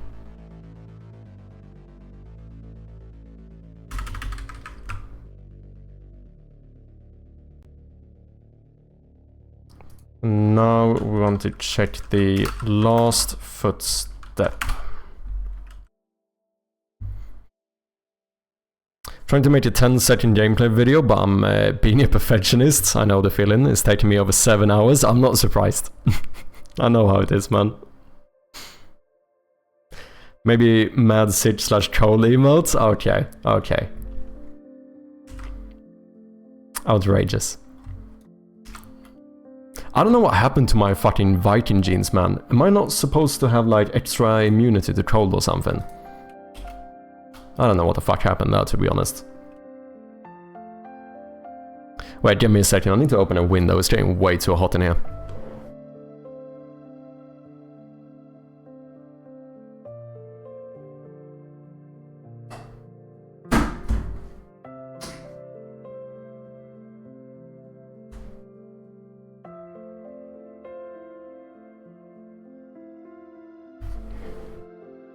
There we have it. Thank you for your patience. It's alive. What's up, Whale? How you doing? Welcome.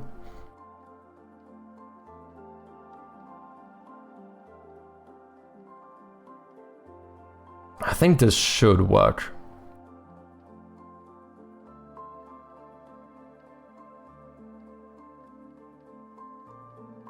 Maybe we just do a function called...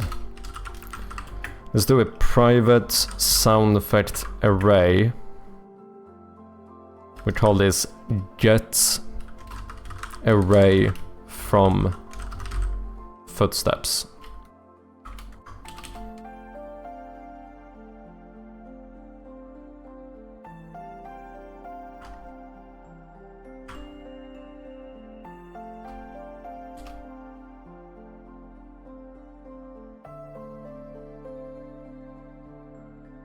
And then we just return the array here, which means that we don't need a break.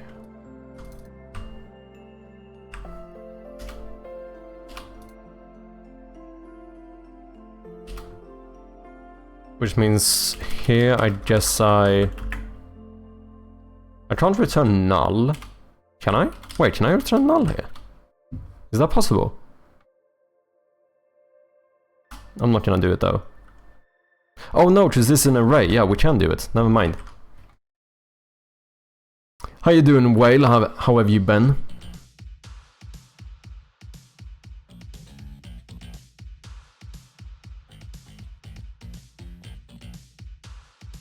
Bum bum bum.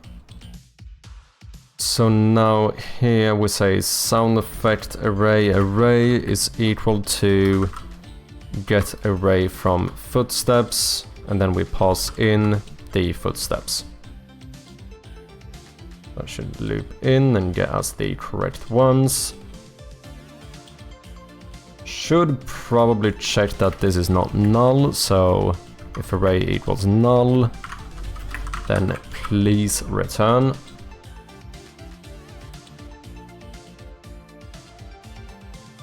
I cannot return.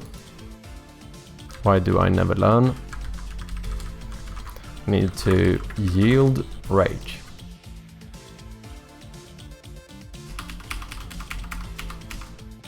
Now we can remove this as well and just reuse the array reference and say array is equal to get array from footsteps, last footstep.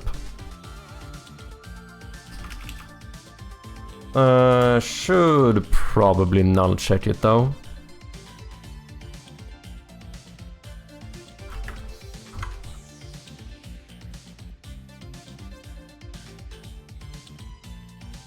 Why do I have system in here now?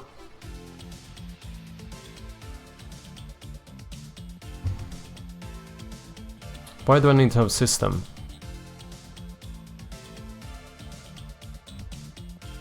Because I made a function that returns an array. What happens if I remove system?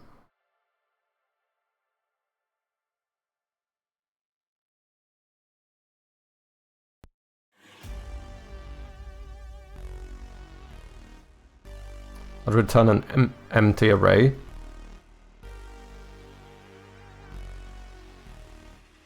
That's what this is doing though, isn't it? Oh no, it isn't, technically. This is returning a null array, which is non-existent. Whereas a empty array exists, it's just empty. Yeah, I see the difference. Then I technically don't even need to check, because we always... No, but no, it would still... I would still need to check if it's empty somehow. Because otherwise it's gonna break here.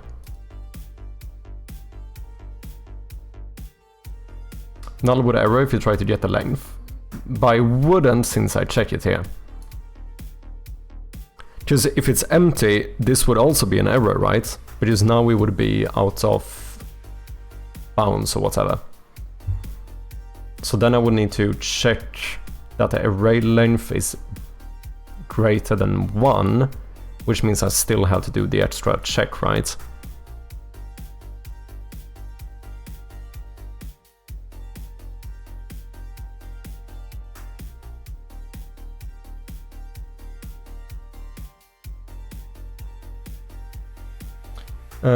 Zero errors. Well, that's not true.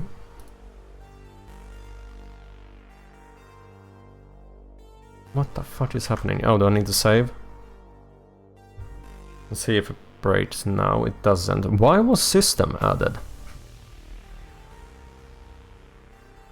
Quite confused. It's fine.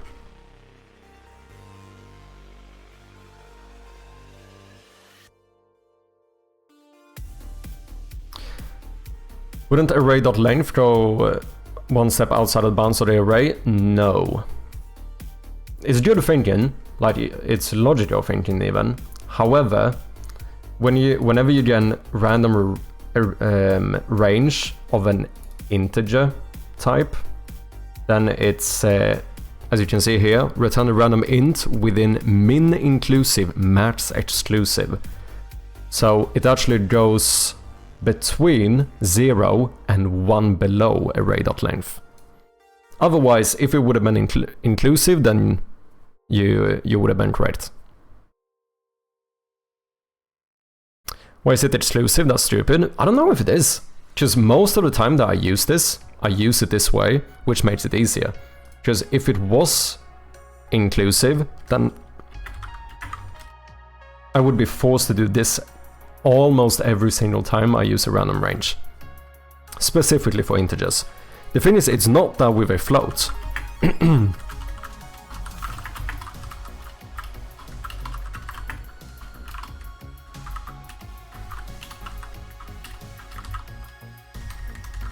Like, if I do this, I'm quite sure... Yeah, this is min inclusive, max inclusive. So for floats, it does include both. But for integers, it's maps exclusive. I think I could make it. Can probably make it inclusive if I wanted to, since there is a overload function here.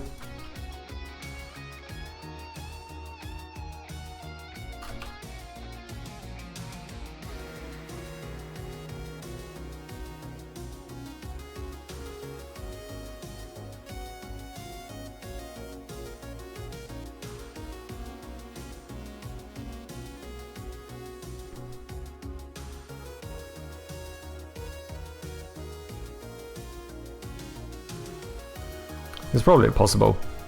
I mean, I could also do the opposite. If I wanted to be inclusive, I can do this, right?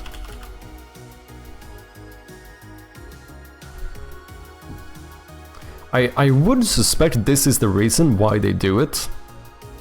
Like, non-inclusive. Because a lot of the time, I find myself mostly using random range integers when I do stuff like this, comparing it to like a length or a count or something, which is, I technically never really want it to be inclusive.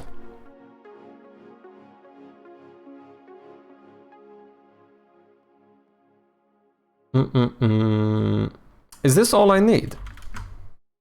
I think this might be what I need.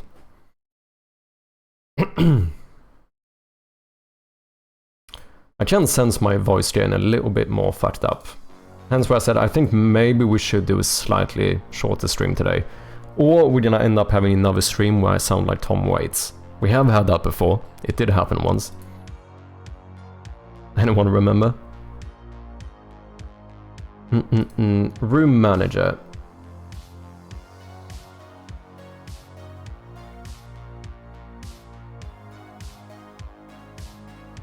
Oh shit, I emptied all of these. Whoopsie. Can I not do this now? Bum bum bum bum bum.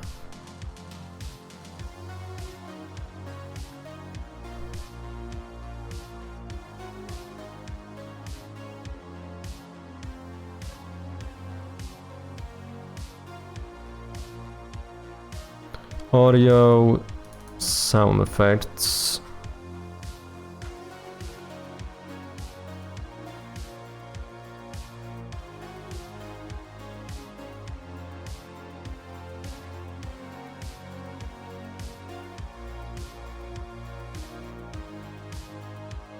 Play a step wood.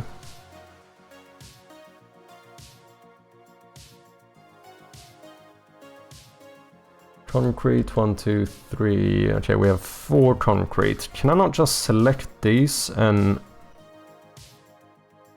Fine, I think there should be a way to do this. Where I don't have to drag them in one by one.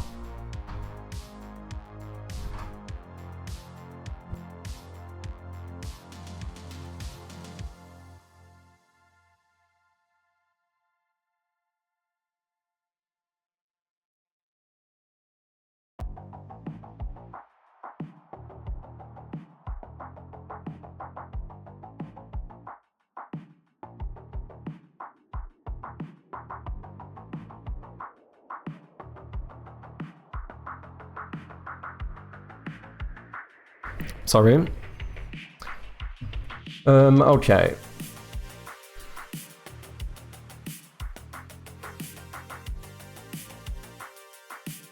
I know there is a way to do this.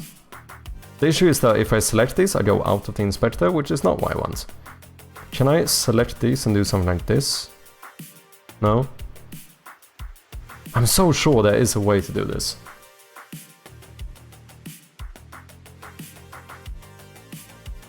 Am I being dumb here?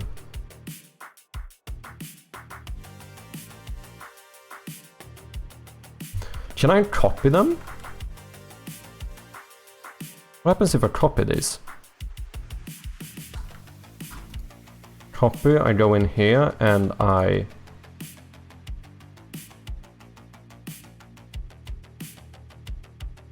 Can I paste these in? No? Okay, I don't know how to fucking do it. I know I can do this, which is just slightly more inconvenient. Okay, concrete 0, 1, 2, 3. What do we have here? Ladder.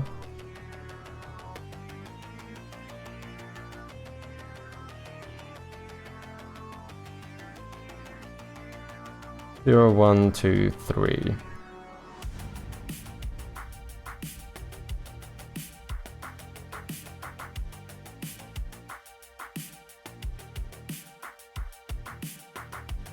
And then we have the wood ones. That should be all of our sound effects for the footsteps. No idea if this is gonna work or not. Oh wait, we need to set some stuff up in the actual rooms as well. So let me see here. All of the basement room currently, because everything should default to wood floor. It does indeed. Room floor wood. However, the basement,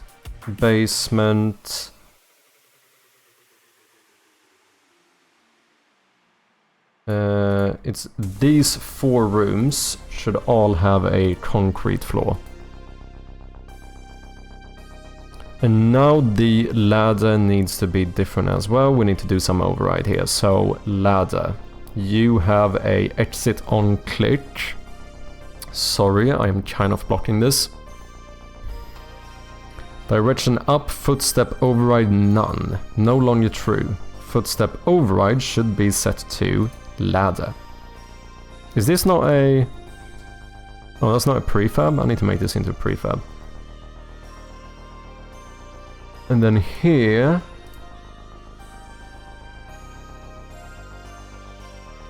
we should have a ladder, trapdoor locked. Open. Footstep override ladder.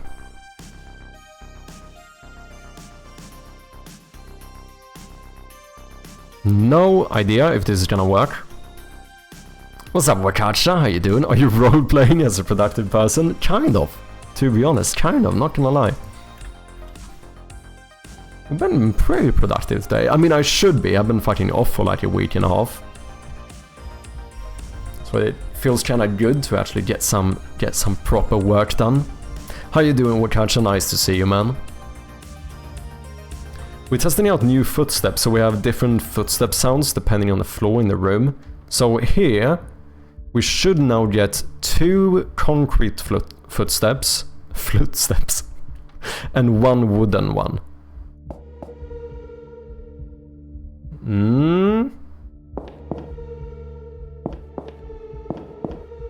Okay, we're missing the...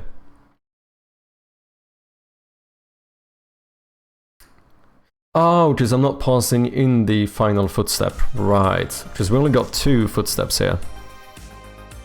It seems like they've changed correctly though, but I think the concrete ones need to be louder, perhaps? Play footsteps, we need to pass in a last footstep. So here, boom, we need to...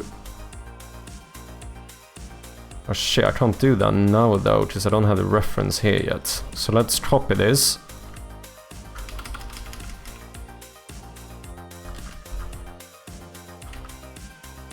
Let's put it down here, because now we should have a reference to the new room.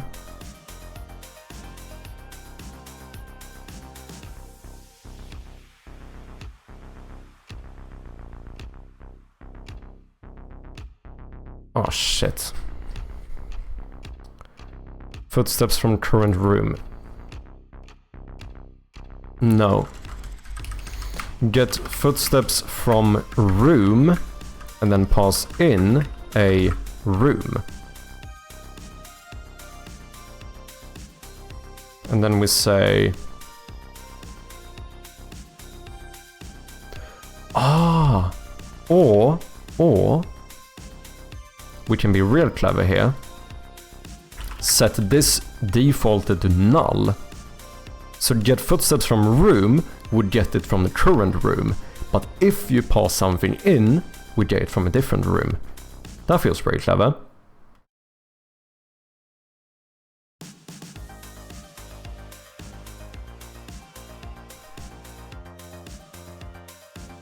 So let's default this to the current room and then say...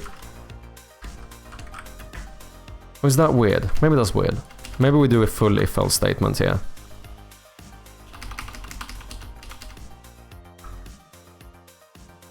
Maybe we... Oh, no. Let's do a ternary operator. And say if room is equal to null. If that's true, then use the footsteps of the current room. If it's false, meaning that this is not null, then we get the room floor from the room we pass in. That's fucking genius, isn't it? Slept for about 3-4 hours, so no deving today, trying again tomorrow. Damn, I know how it feels, man. Hope you get a good night of sleep tonight, at least.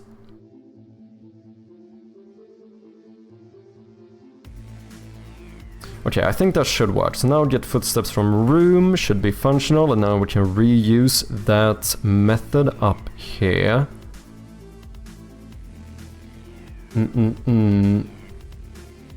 Here. We pass in the footsteps. We check for the override, pass in the initial footsteps, and then we say that we want to get footsteps from room.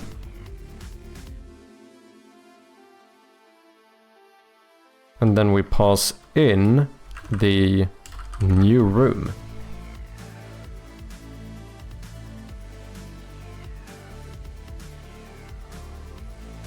I think that should be functional.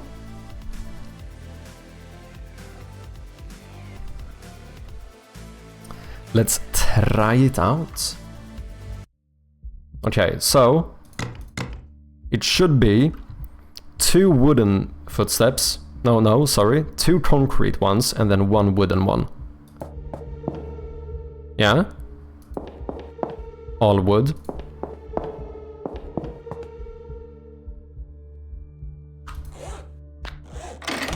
Now this should be an override, so we should get 2 ladder footsteps and 1 concrete one.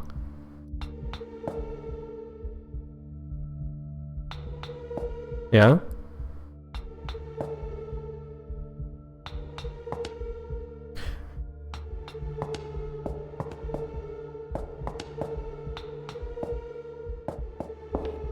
That sounds pretty good.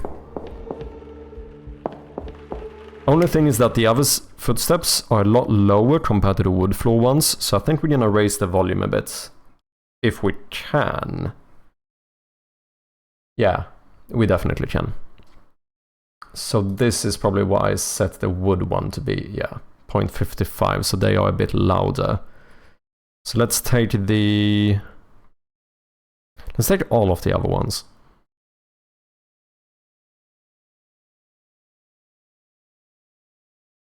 Concrete ladder. So we should have 4, 8. All of these, let's boost up the volume to maybe, fuck it, maybe like 90%.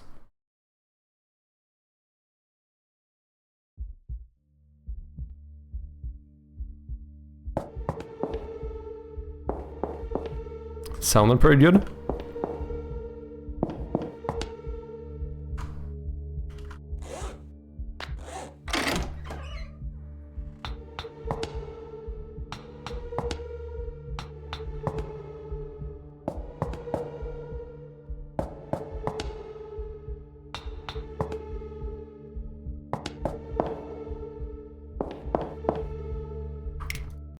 I think ladder footsteps could be even louder.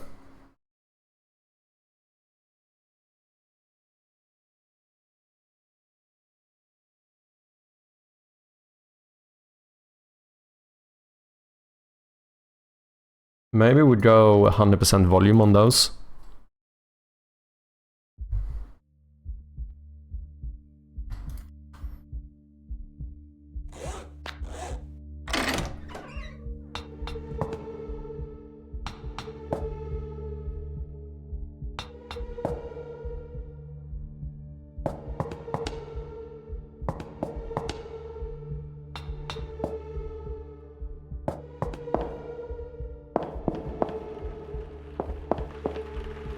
Okay, I think that's pretty good.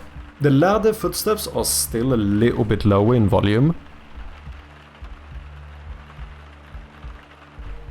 I think that's fine. I think it would be, right?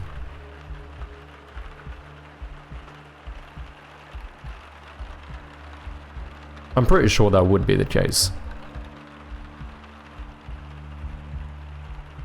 Or at least could be the case. I don't know if that necessarily is weird.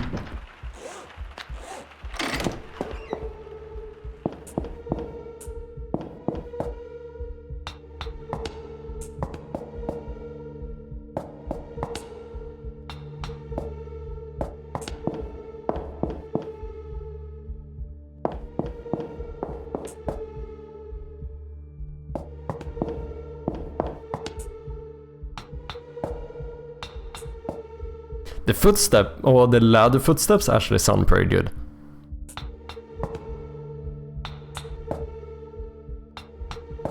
I don't mind this. I think that's pretty sick.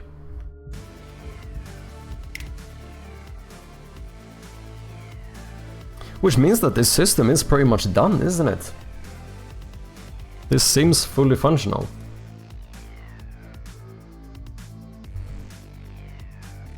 Different footsteps depending on floor type. Donezo. Let's add this to the update log as well.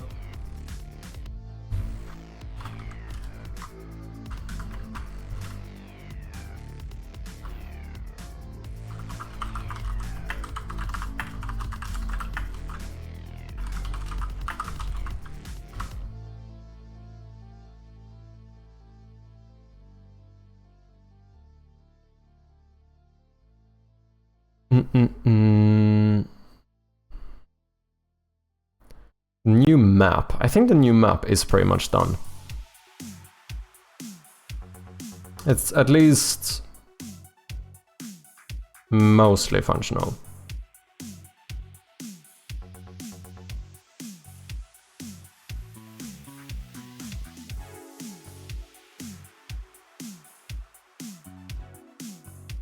As far as I know. Let me just double check.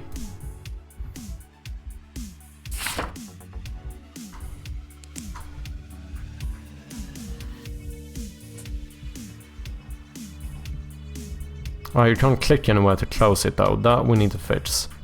I think I can close it with the key binding though. I can indeed.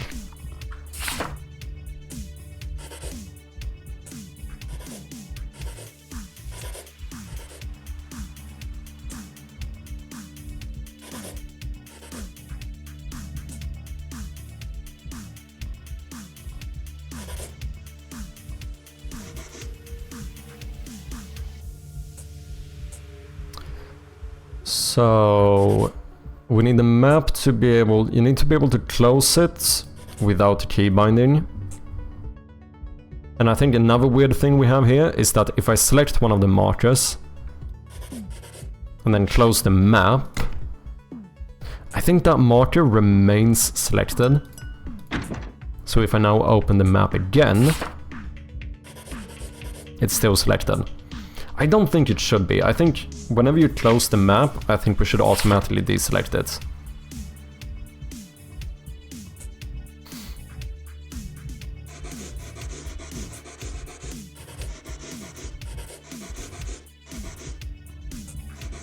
And I don't know if maybe we need an erase all function.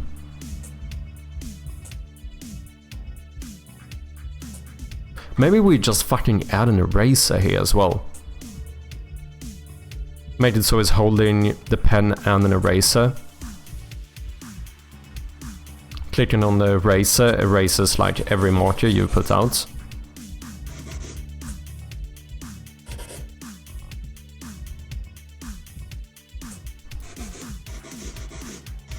Is that intuitive though? The issue is if the player clicks that one, thinking that they are just going to select the eraser, and then we just wipe all of their notes. We could just do a double check, so if they click on the eraser, you know, we just pop up a little message saying this will remove all of your margins do you want to continue? Like, are you sure you want to erase all margins? Yeah, I think that should be fine. Otherwise it should do a little like reset text or something, but not sure if I like that.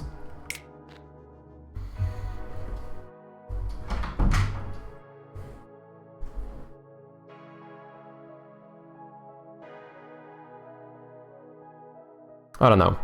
Feel free to let me know what you guys think. If you have any thoughts. Marker manager. How do you know? Here, selected marker. Can this be null? Yeah. So whenever you close the map, I think we need to set this to null. This is public though, so that's good. I mean, we could just be a bit cheeky and do it from here. Show map false. Close sound effect. This is where we close the map. So what if we just say, maybe we should keep a reference to this. Maybe we just do like a private marker manager. Marker manager.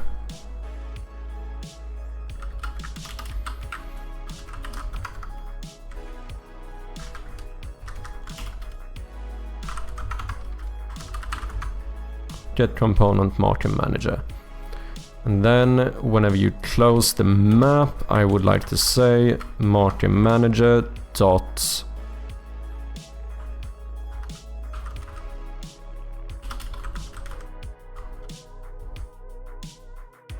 can I not access that one?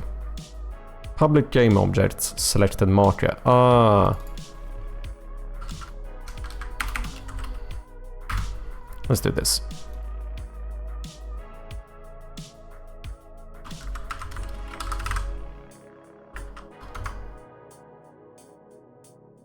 Oh, I see.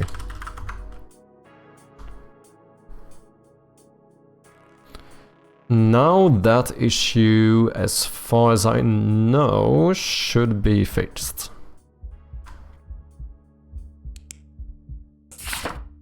So open you, select this one, close the map, open the map. It's still circled though, so that is an issue. I think I need a proper method for this. Select marker, int index. Draw marker, convert to pixel perfect position. Okay, let's just do a public void deselect marker.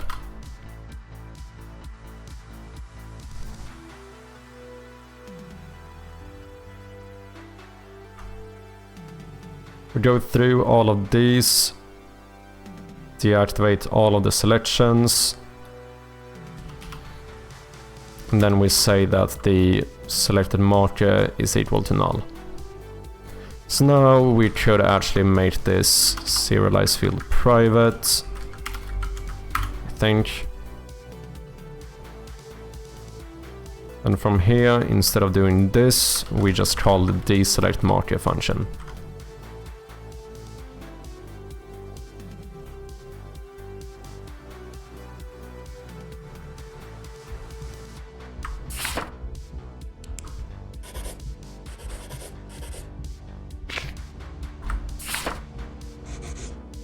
Yeah, that works.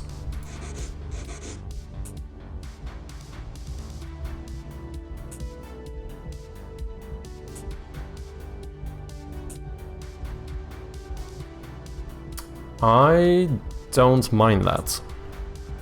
So if we make a thing to be able to deselect or remove all the markers we've made, how would I do that? We have here pencil and markers. So I think I need to put the markers on a...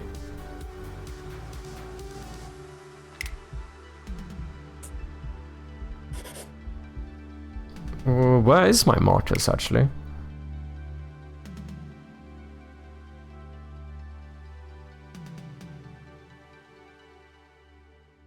Oh, do I draw it in on here? Marker transform. Ah, then it's easy. So we just kill all the children of the marker transform. Because if I start deleting these from here, they disappear from the map. Easy fucking peasy. So, in the marker manager,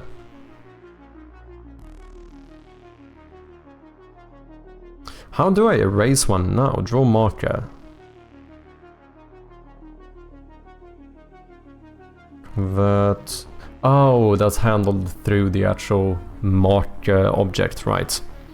Let's do a new public void erase all markers.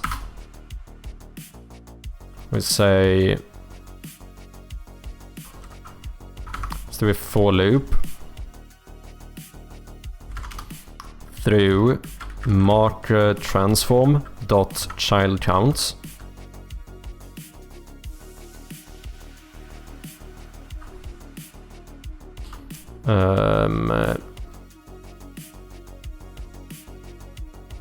Is this the best way of doing it? Is there a better way to do it? What can I do with a transform? Marker transform. Can I? No, this is only get. I can't just set the child count to null. I could do a for each loop. Find child. Is there a way to like just fucking destroy all children?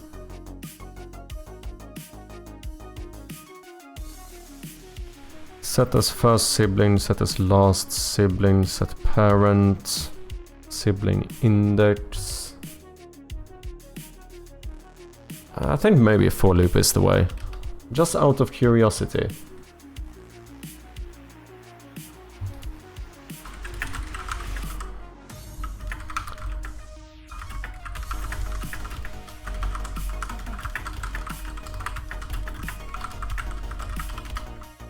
Just because I'm curious.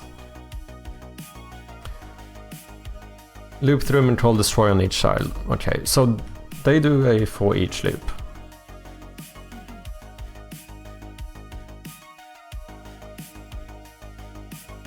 Is that better? I thought for each loops are like arguably worse than for loops. Reverse loop optional for performance. While for each is clean if you're concerned about modifying the hierarchy while iterating, especially in tight loops. Don't really know what that means. You can use a reverse for loop.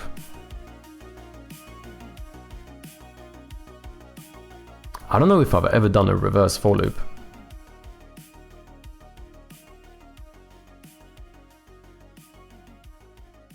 Destroy immediate. Oh, if it's inside an editor, okay.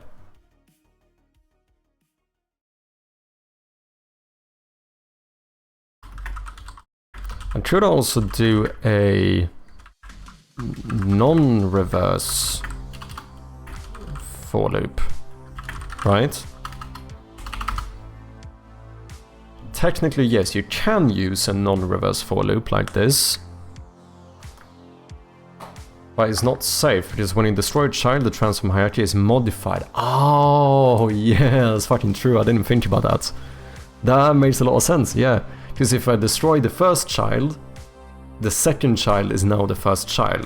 Which means that if I go down to the second child, I'm gonna miss the technically second child. I would like jump over every other child, that would be an issue. Yeah, that makes sense. That makes sense.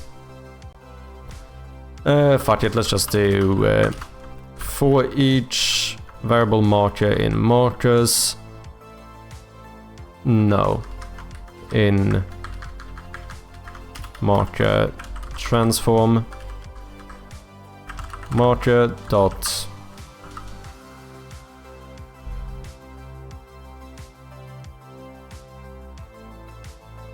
Is it not the marker transform I'm looking for?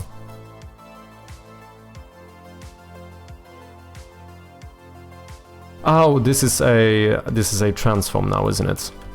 So I need to say marker.gameObject.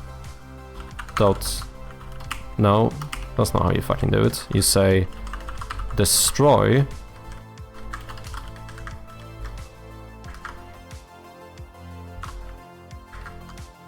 Do I even need to say game object?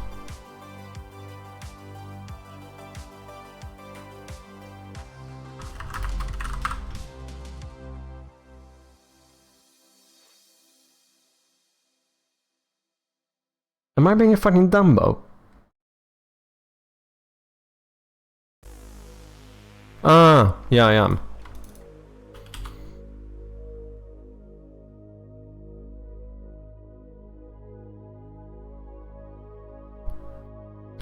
Kinda jelly that you coders can use ChatGPT so well for us visual scripters. It's still close to useless. I mean, it's not as good as people make it out to be for code either, if I'm being honest. For every other blueprint line has an error and ChatGPT just says you are right, here's how it should be, and does the same shit again in a different order. But that's happened to me with code as well. ChatGPT, I've literally given or told him like, can you write this method? He writes a method for me. I go, this doesn't work because I get like 14 errors from it. So I think this is the issue or whatever. And then he gives me the same exact method again, and I'm like, so if the first one didn't work, why the fuck would this one work? Like, not a single fucking symbol difference. Yeah, I don't know. I feel like still, I mean, obviously this may very well change in the future, and I also only have experience with specifically ChatGPT, but I do feel like people kinda overestimate how good ChatGPT is for code as well. For like simple stuff, it works really well. But to be honest, nowadays, code is not even what I use it for the most.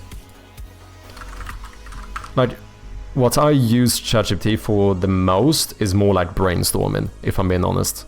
Like, oh, I need to name this thing. Can you give me like 20 different names just to get my mind going, you know? But, you know, with that being said, obviously every now and then ChatGPT is quite useful as well for code. But it's definitely not what I use it the most for.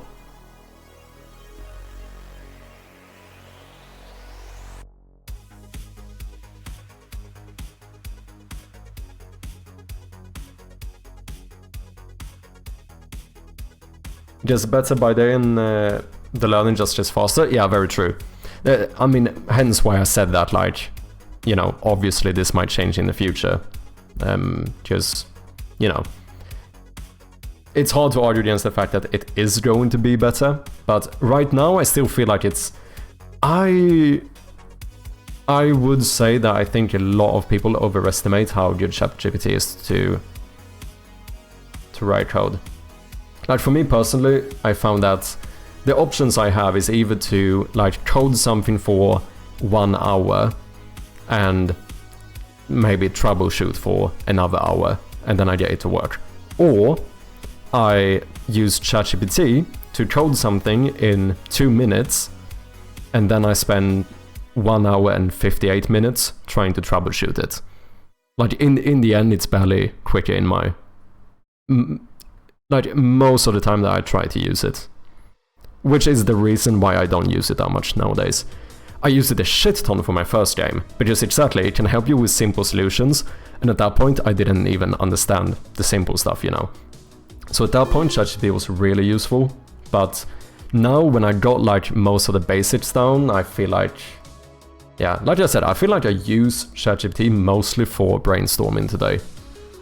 And as fancy Google search every now and then.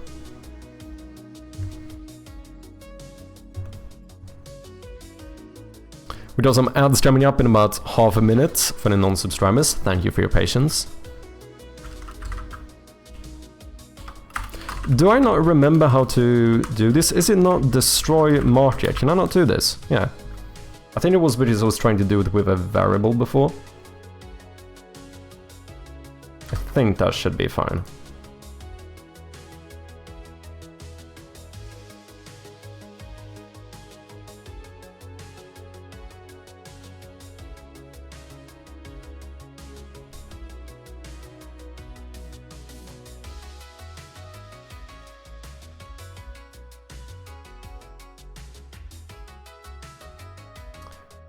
So now we just need to... we're gonna make an ugly eraser first. Pencil and markers. I guess I could just duplicate the pencil. Rename this into eraser.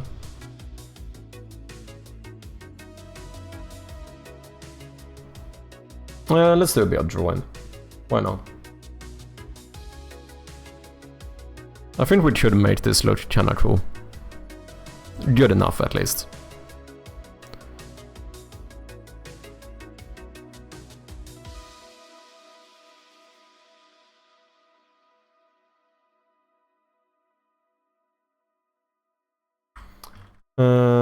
Let's take this part as well as this part. I think you go here, if I'm not mistaken. That looks correct. So this is currently how it looks. What I'm thinking is that we just lump in a little fucking eraser here as well.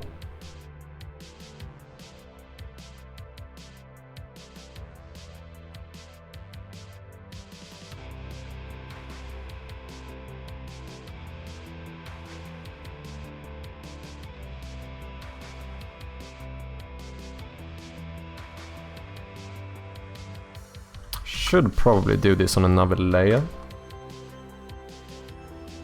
I use ChatGPT as a search engine, don't want to scan every for myself. Yeah, exactly. I feel like as glorified Google search and brainstorming is really what I use it the most for.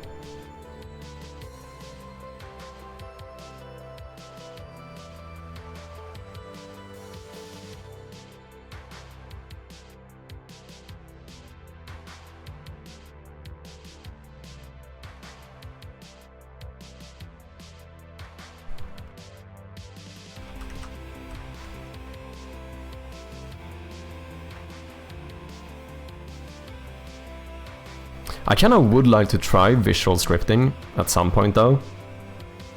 Just to see what it's like. I don't think I would enjoy it as much, because I do honestly enjoy code quite a lot.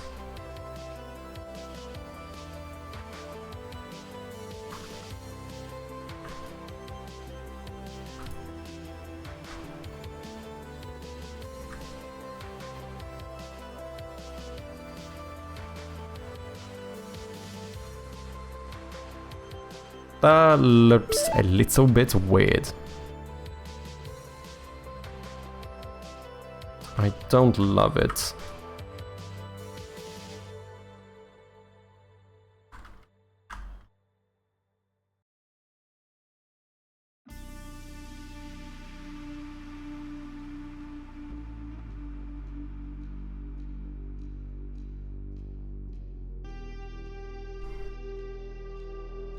I mean, it could go in front of the pen as well. Maybe see the other side of it, like if we remove this portion. Maybe even do something like this. That's better.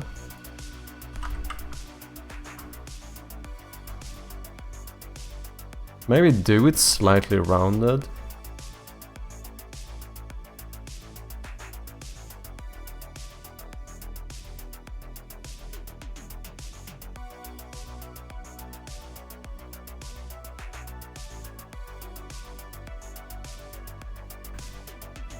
Like, I'm using Unreal 5.6 and I need help with the new Chaos clothing. Can you link me some popular forum talks about learning to use it? Ah, I see.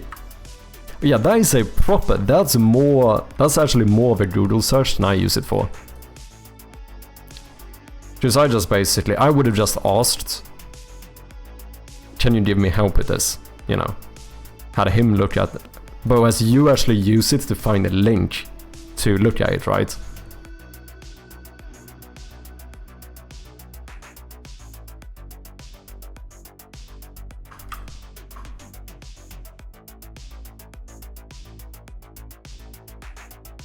Yeah, that's definitely better. Don't know, maybe if this edge should be smaller.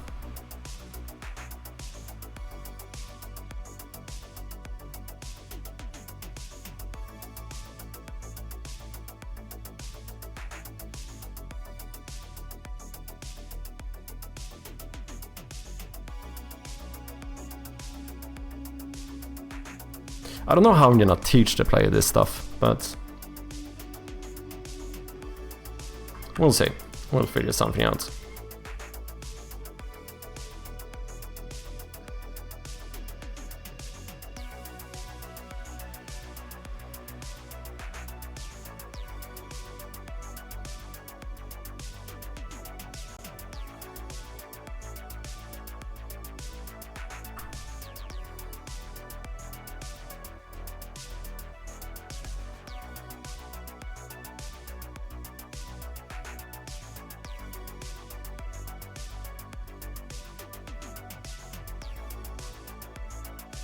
Maybe it should be further down, actually.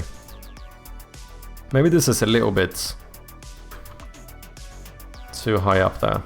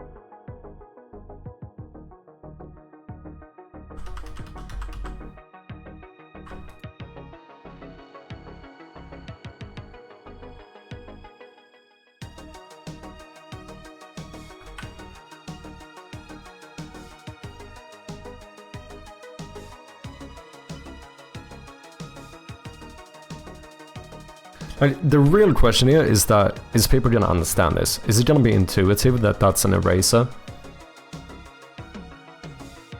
Definitely looks better to have it further down though, I think. I don't know if people is gonna understand that this is a button. I mean, we would highlight it and stuff, which is gonna make it a bit more clear.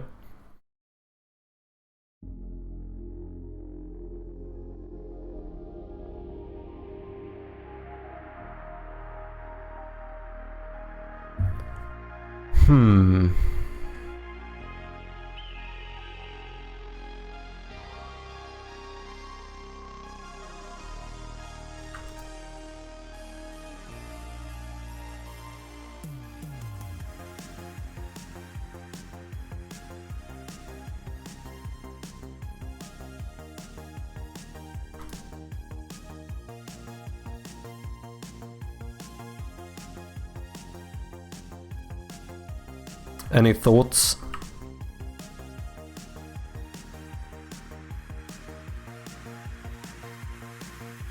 Let's try this for now.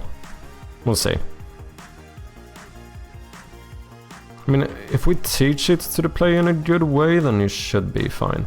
Maybe this should even be part of the actual... No, it can't be, never mind.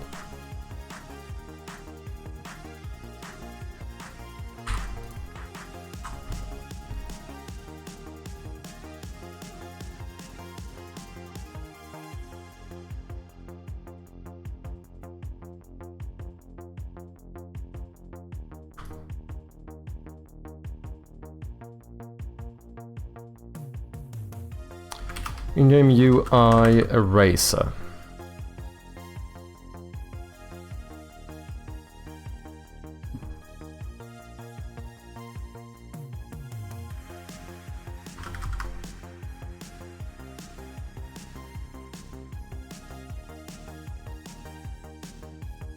Hate when this happens.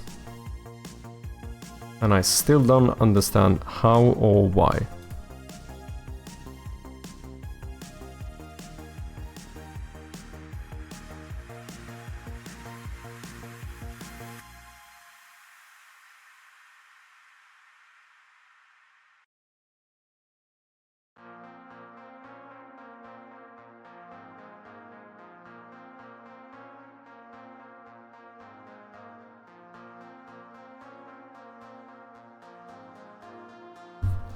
That can't be right. Wish I could fucking zoom in. Why does this happen?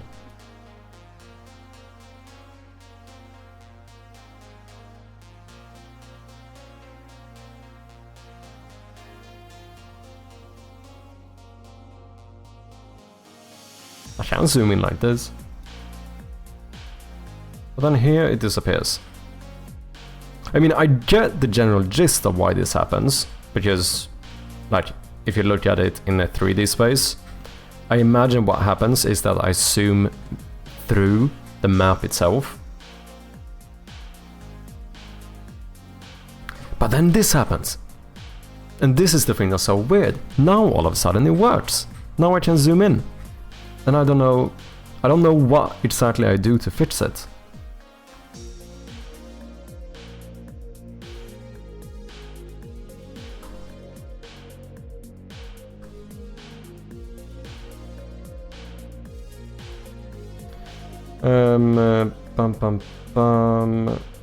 Non-interactable, no. So you should actually be interactable. Let's highlight object, let's raycast alpha pixels.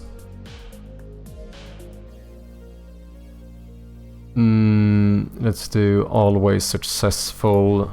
And then let us just publish a Unity event on click, where we are going to tell the marker manager to erase all markers. We back indeed. What's up, Slayertown? How you doing, man?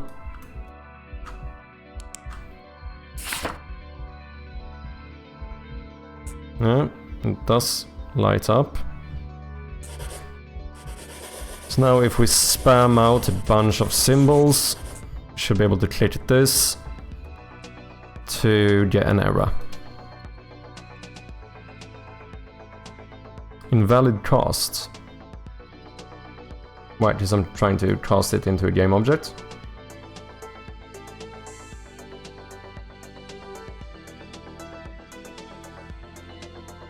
Just got back from work, nice one. Hope you had a good day.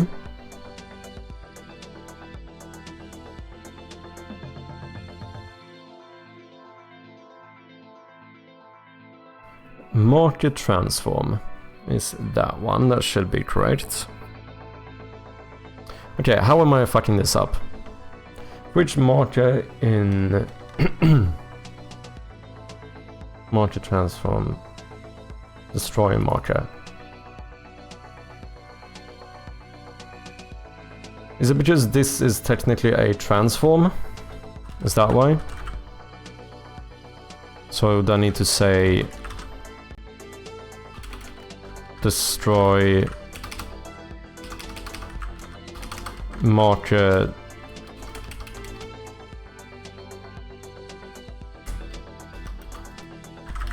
dot game object. Is that why?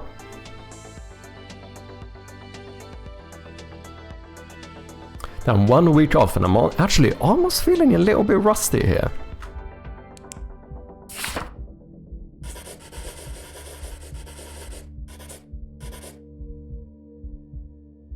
That did work.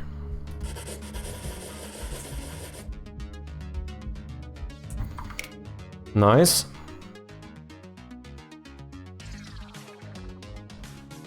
Should probably play a sound effect as well.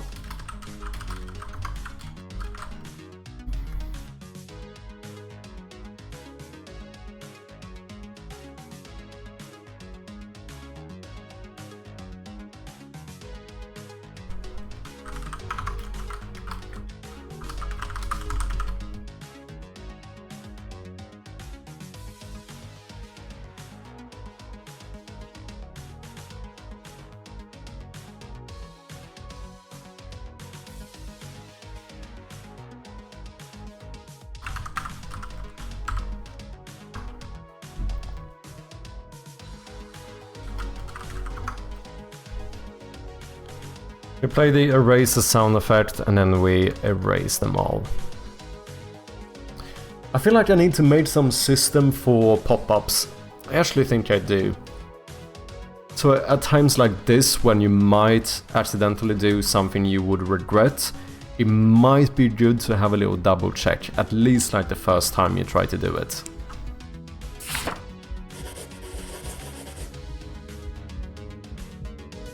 Because what if the player has been playing the game for like 1 hour, put out like 20 different markers for everything they want to check, and they like accidentally click this one and just immediately remove all of them.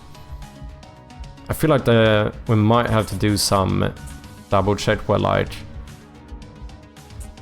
clicking on this one opens a little box or something where we just say this will remove all of your markers, are you sure you want to proceed? Or something similar.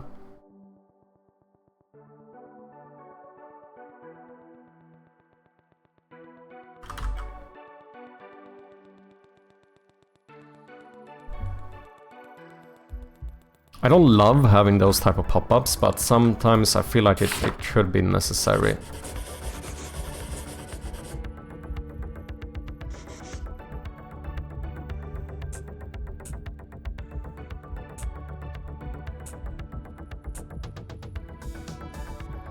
But before we do that, we need a way to close the map, which with mouse, because I can't close it with the key binding.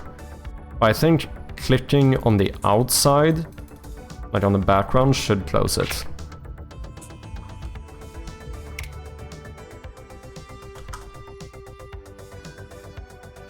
Which I actually don't know why that doesn't work, because I have this thing, background blocker.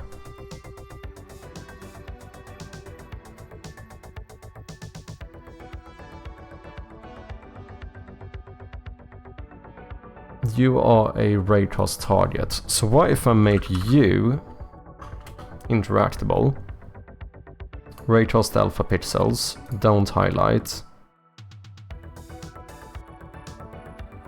Oh no, right, this is the issue. You're gonna try to change the color of this one, are you not?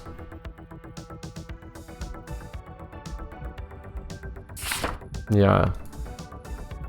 So that's an issue.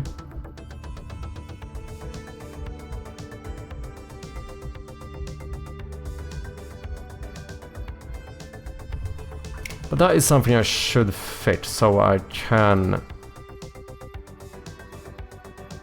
override that. Object image is not equal to null. Set the default color.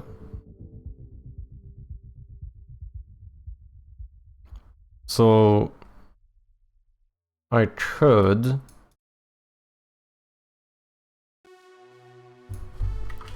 just do another bool called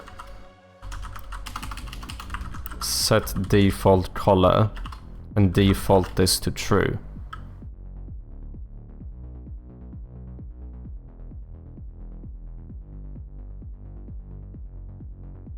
And then here we check if set default color, then do this.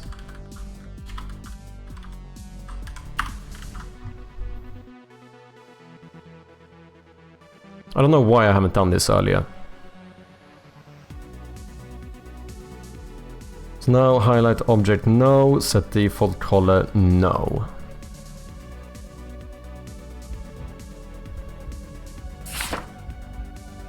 Now that is fine. Now we just add a publish Unity event on click. We're gonna call the map and say show map false.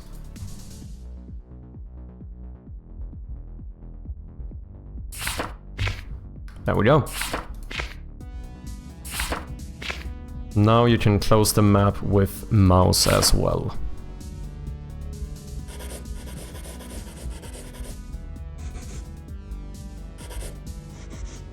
Hello.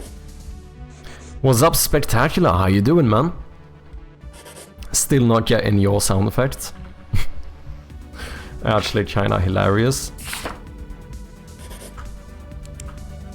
How you been, man?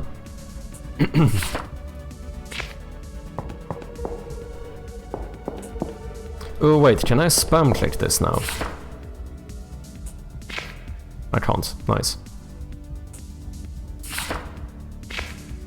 Sweet.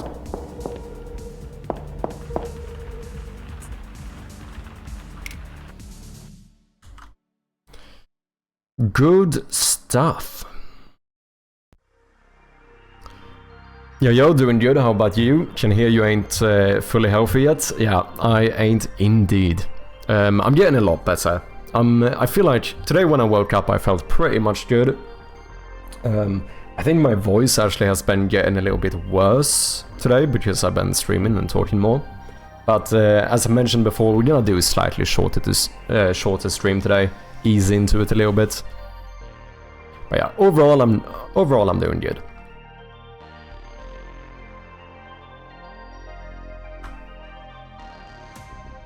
Quite happy with the new systems. We now have kinda dynamic footsteps, so to make it sound more fancy. So the type of sound effect playing changes depending on if it's like a concrete floor or a wooden floor. As well as a new sound effect for ladders.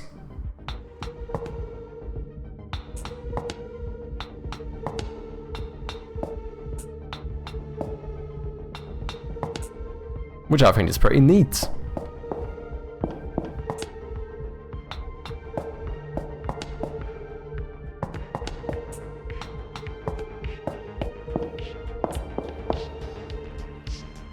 Is the same sound? No, it isn't. They're similar though. I mean, it's by no means a massive difference. And keep in mind as well that when I go between rooms, it changes during the actual transition as well. So this is a wooden floor, so we're gonna get 2 wooden floor sound effects and 1 concrete floor. And here we would get the opposite, so we have 2 concrete and 1 wood. They are, I mean, by no means a huge difference. I'm lurking over here. Thank you for lurking, AO, appreciate ya.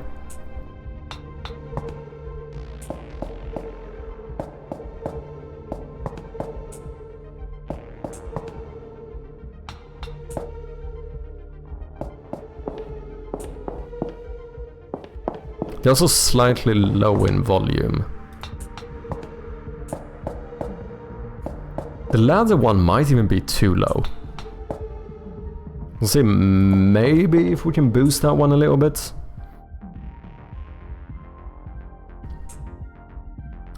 I'm going to be lurking and figuring out how to use this fashion design application. Ooh, interesting. Best of luck. Good luck, Chappy. Thank you, AO. Appreciate ya. Time to stretch. For sure. Are we done with the map as well? Cheers. Ah, shit. Cheers, AO. Our U14 is forcing you to stand up for 10 minutes.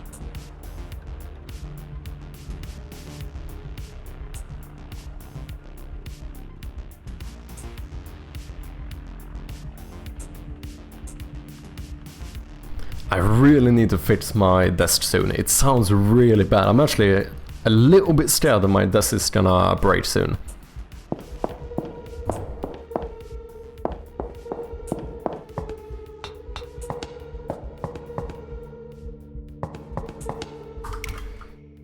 Sweet.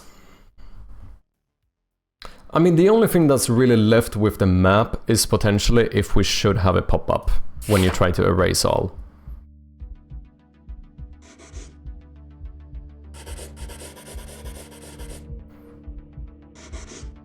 And we also need to teach this somehow.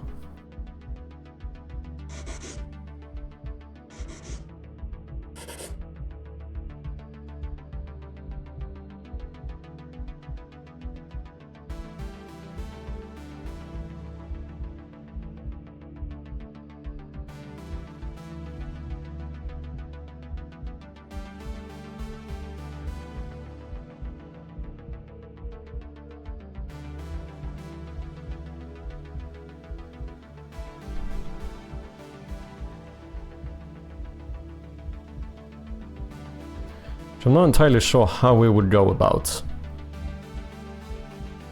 We're actually sorry, I'll redeem stand-up. No, it's fine. It's completely fine, AO.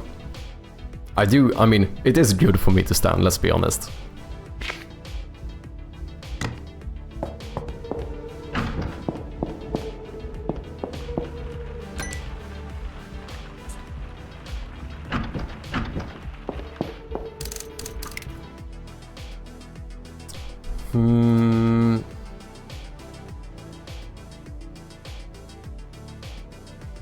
This is basically done.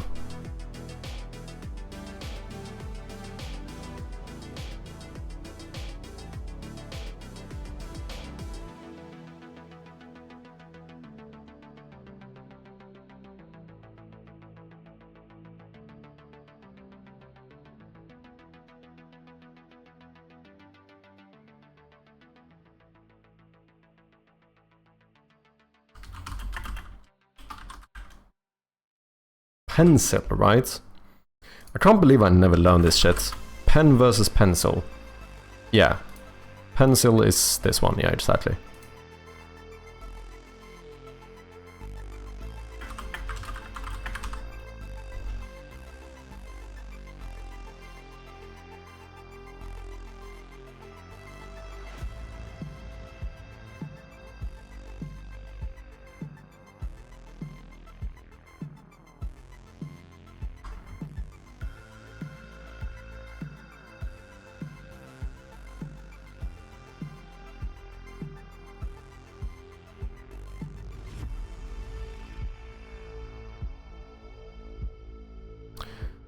I need to come up with some good system for this as well, so that map and inventory can't be open at the same time.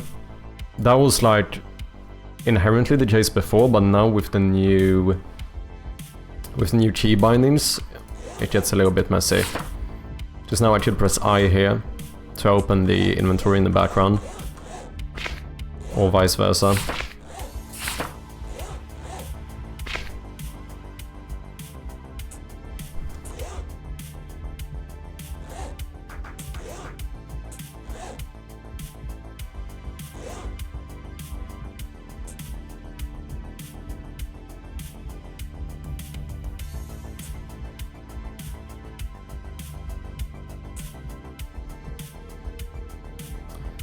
Should we maybe show new objects? That should be kinda cool. Like add a little exclamation mark whenever you pick up something new. To show like, oh, you have not interacted with this yet.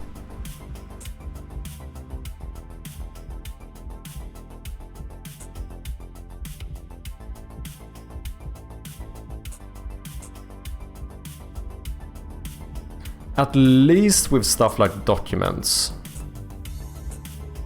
Maybe keys as well, just so you can easily check which key is the new key you have.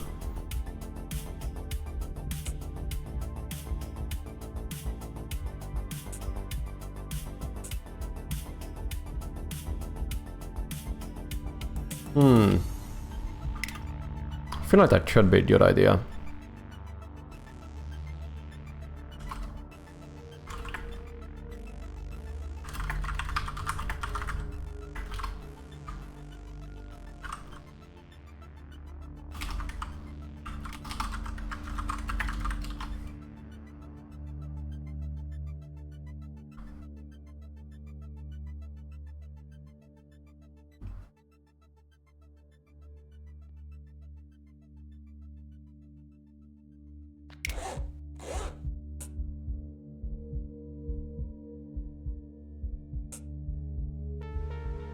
Like, if the player ends up having a lot of items, it's probably convenient.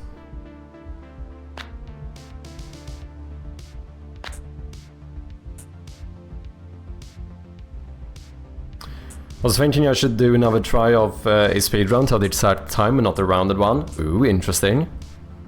How did it go? Or have you done it yet?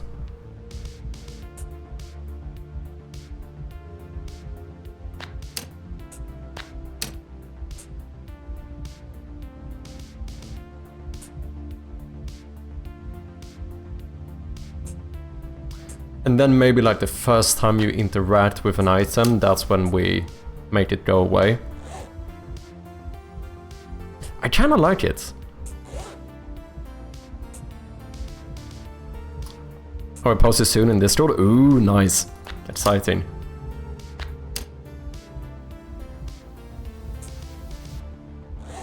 I kinda like it.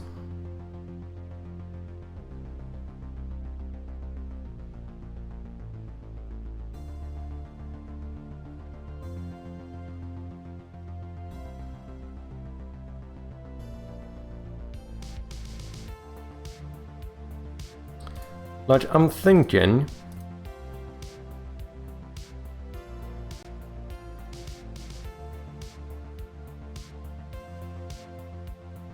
that we just do something like this to show the like, oh, this is a new item. Or... should even just be a square, to be honest.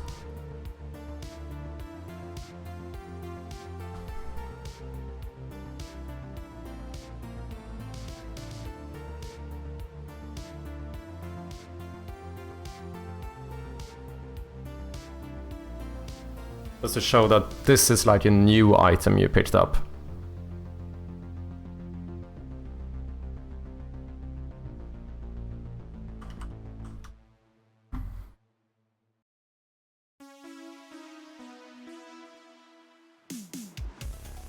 I also don't know if maybe we should add categories, potentially.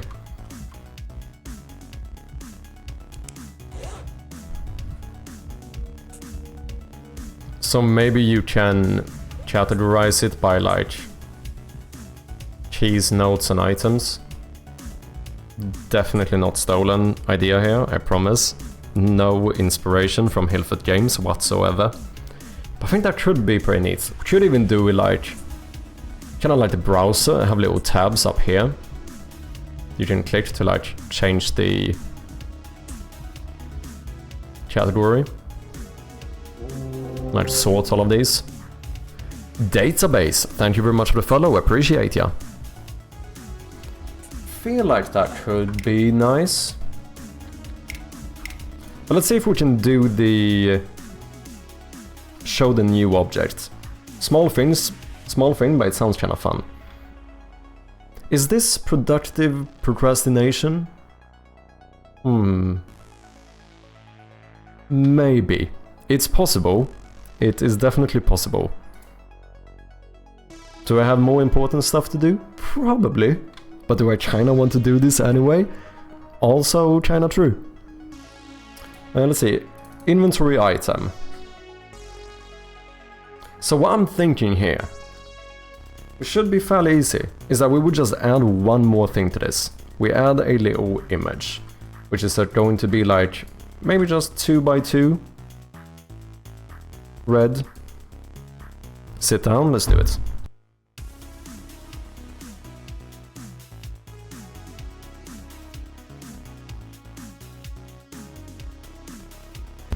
Just as a way to like quickly show the player that this is the newest object you picked up or whatever.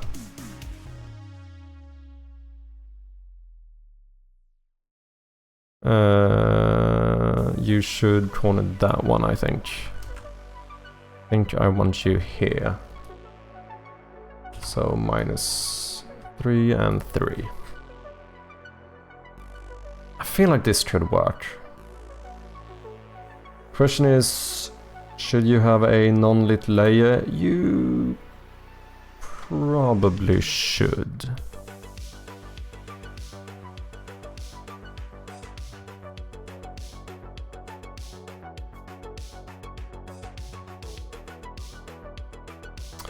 Oh wait, how is this gonna work?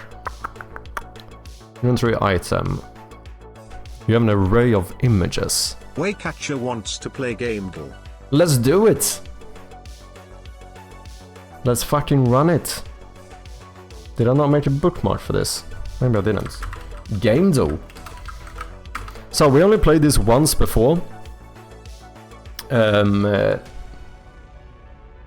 basically this is slightly different to when we play like Wordle and stuff. Where here we are going to have viewer participation, so you are allowed to help me out.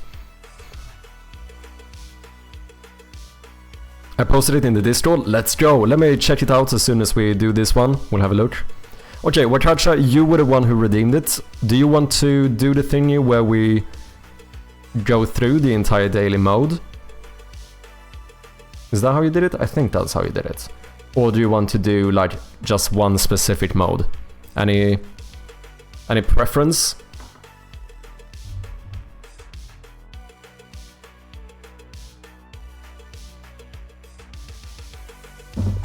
Classic? Okay. So I think, if I'm not mistaken, we can go through all of them here, which is, you know, kind of fun. So here, ladies and gentlemen, we need to guess the game by its cover. See some planet in the background. Looks tech-ish. Probably some type of like futuristic game, Doom. That might be a good shout. New original 3... Damn, there's a lot of Dooms.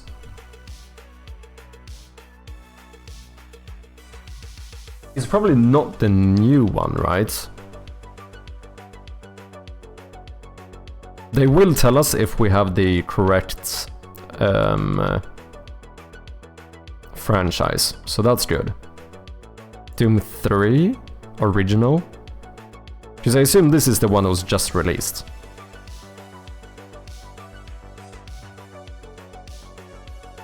I don't think it's Doom, same style. Okay, let's try this and see what happens.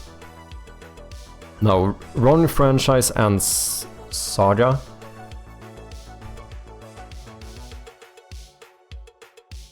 Okay, that actually looks less futuristic than maybe I first thought.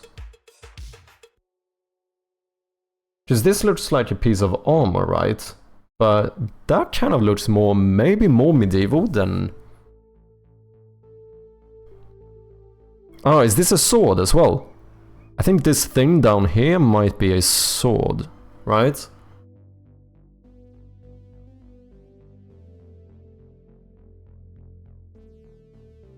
But it looks old school. I feel like this is... The graphics definitely make me think that it's some kind of old school game-ish.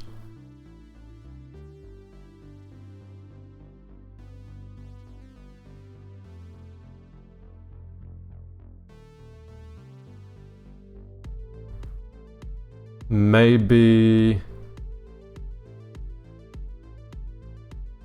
Warhammer? I have no idea. Total War, Warhammer. 1, 2, 3, I have no idea. We just guess one? No.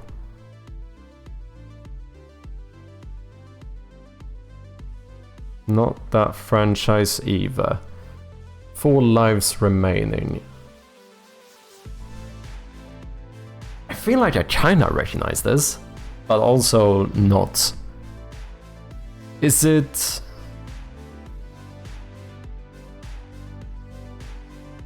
What should this be? This is definitely a sword. Right?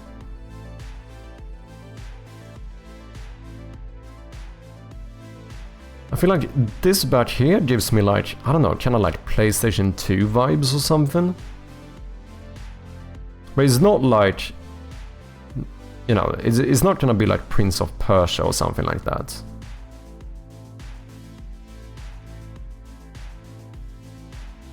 Very red background. Feels like something where you might be like fighting demons or some shit. Just for the general vibe here.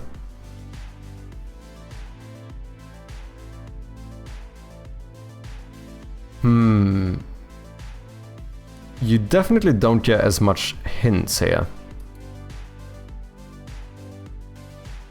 All we know is that we are not guessing correctly. At least until if it's the right franchise. That's quite nice. Wait, does this mean it's the wrong... Does the red here means we are on the wrong platform? So maybe this is some exclusive game. I don't know if I'm reading that correctly, but...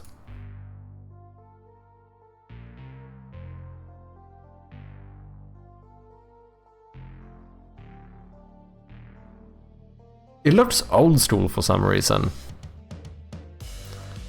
Some Japanese game? Could be.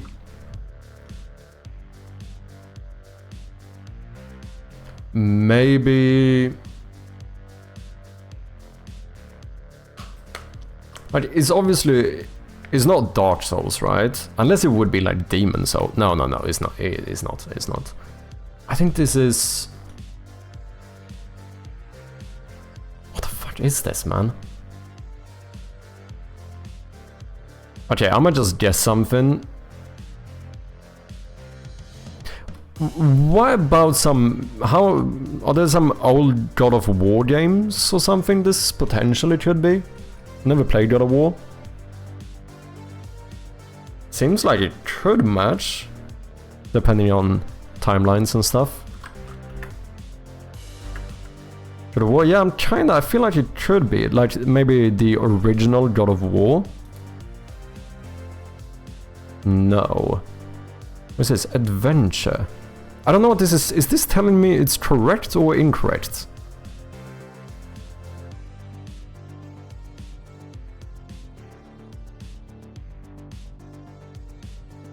He would be half naked? True.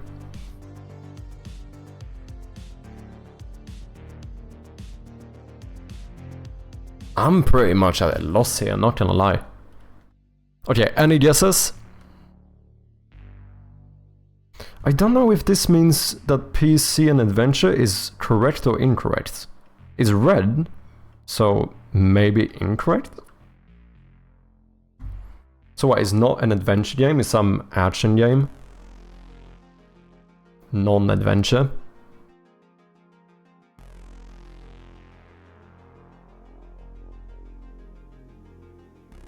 I think I need to see more, man. Okay, a game with a sword in it, kinda old school. I'm so lost, me too, man.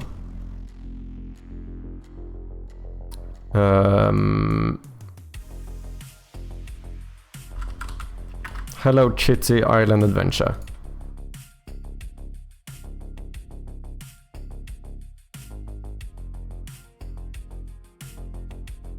Okay, some guy with a straw on his eye, whitish hair. Does this say anything to someone? Witcher? It could be, actually.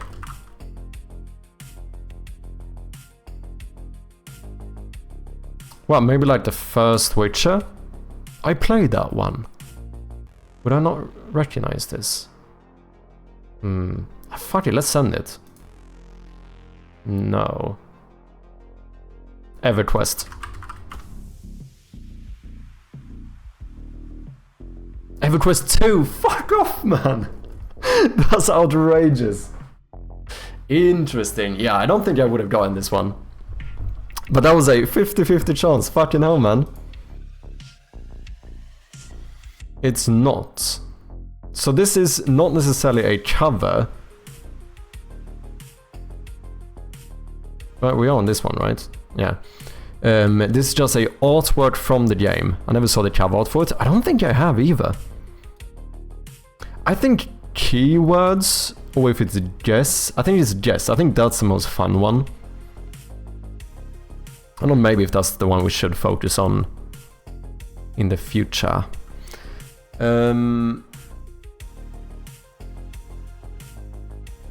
It's not. But no, it's something else here. It's nothing. That should be an age. It's. Is there a game called It's Nothing Personal? No. But that should be... This is just an artwork as well. This should be some subtitle or something. Like maybe the logo is down here. If there even is a logo, once again. But that's a gun, right? That must be the tip of a gun. So what, some... Look kind of orange shit. That must be a piece of... Is that armor? Or is that a part of the gun? Unsure.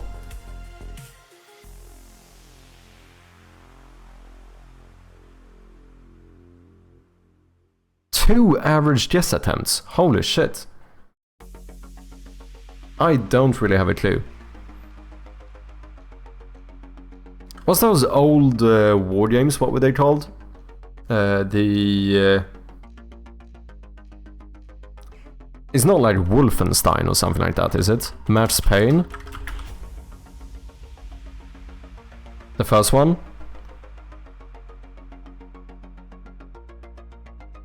No. Okay, it's nothing personal. Okay, this looks less warish, more Mafia-like. Is this like Mafia 1? I don't think it's Mafia 2. I think it should be Mafia 1. It is, okay.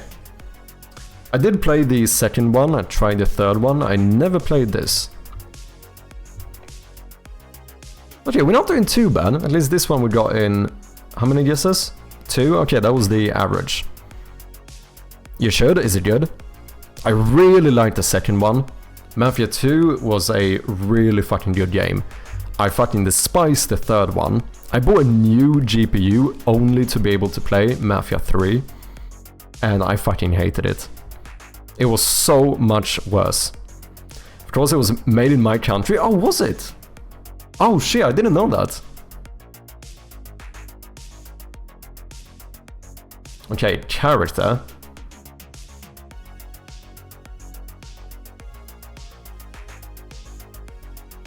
Is this like some Overwatch shit or something? I feel like it's something from Overwatch. Or like Reinhardt, maybe? Reinhardt? Yeah, I feel like it should be. Reinhardt Wilhelm from Overwatch. Ah, nice one. Did I say the average guesses here? If they did, I missed it. That was a good one though. Aliens Bloody, Crowbar Military. Aliens Bloody, Crowbar Military. It's not gonna be like Alien Isolation, is it? Easy? Wait, is it? Half-Life? Ah, I actually never played Half-Life. But the first one? Correct franchise and saga. Conspiracy, teleportation, mod origin, fan service. But it is indeed Half-Life. Half-Life 2? Teleportation? Is it Alex? 2? Okay. No! One-man army, severed limbs, vent crawling. Posing Force Blue Shift Alex, Episode 1, Episode 2. I'm thinking in Alex, you could, because that's a VR game, right? You could move by teleporting. I don't know if that's what they mean, but... kinda could make sense. Half-Life Blue Shift, you are kind of one-man army. We had no teleport in it. Should we try Alex? Shit. AI companion, alien invasion, ragdoll physics, military cover-up.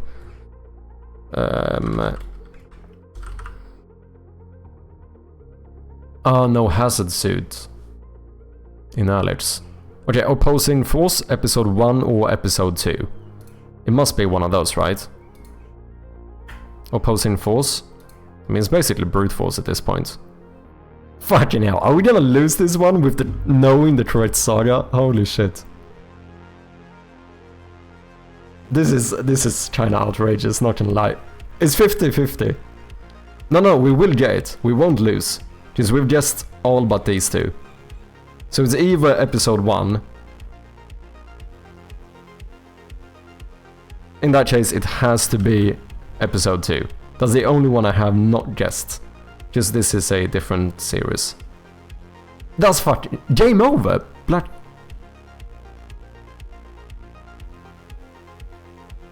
I mean... That's a little bit shitty. That is a little bit... That's a little bit of bullshit, isn't it? Yeah, we definitely got baited here. Fan project of Half-Life? Ah, wasn't fan service one of the thingies? So wait, is it not Valve that did this? Interesting. That was China outrageous, not gonna lie. Okay, I think this is the one that I think is the most fun. 8 average guess attempts. Ooh, this might be a difficult one. No, but it gave it a green light. Oh, interesting. Wakacha, you were the one who redeemed it, right? Do you have a first game you wanna guess for?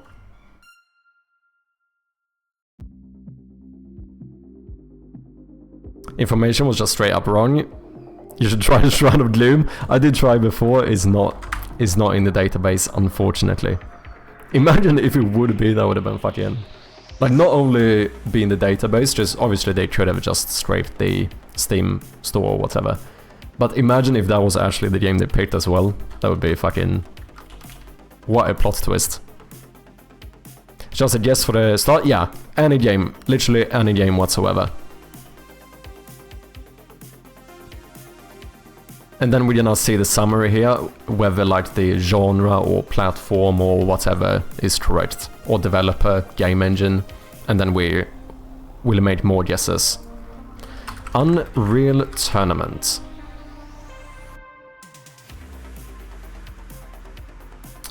Okay.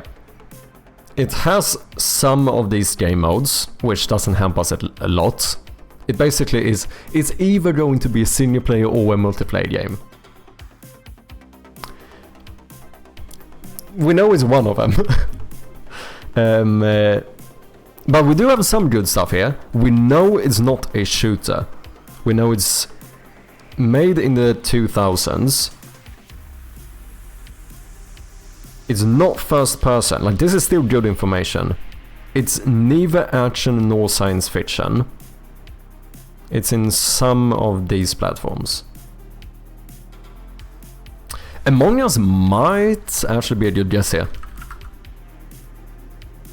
Because it feels like... Because that's not an action game, right? Because it should be multiplayer, it's newer, it doesn't fit this stuff. I don't think it's made in Unreal Engine, it's not first person. Yeah, I think this is a good guess. It's not going to be correct by itself. Yeah, indeed, like, as long as it's... Because now we want to do very different games, right? Because we don't have a lot to go off. Holy shit, that's a fucking good one. We got all the correct platforms. Okay, this is a pretty big game. It's on mobile as well. It's either strategy or indie. It's nothing of this. It's relatively new. It's not multiplayer. Oh no, wait, it is either multiplayer or co-op. It's one of these. It's made in Unity, and it's isometric/bird view. So it could be a single player co-op game, or a straight up multiplayer game. Are we allowed to look at your Steam library? Wait, do you mean my, as in personally, like my individual one, or generally speaking? Probably not. It's more fun to just guess it, I think.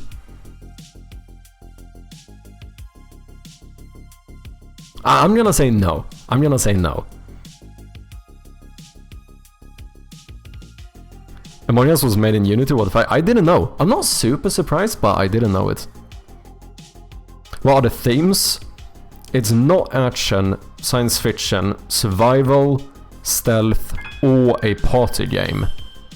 Hey Jin, with the 20 bits. Thank you very much, I appreciate that. Saying hello, then back to lurk. No worries, thank you very much for lurking and thank you for the bits, I appreciate ya, Jin.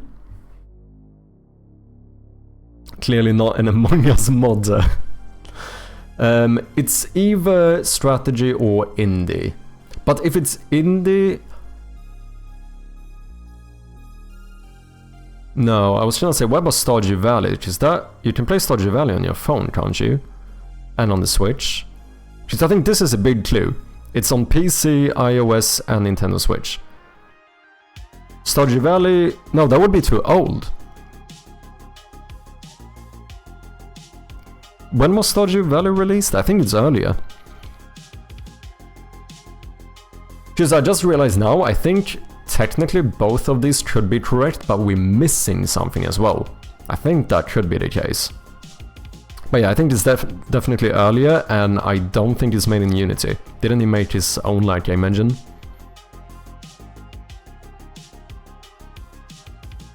Probably indie since Unity. Yeah, it could very well be.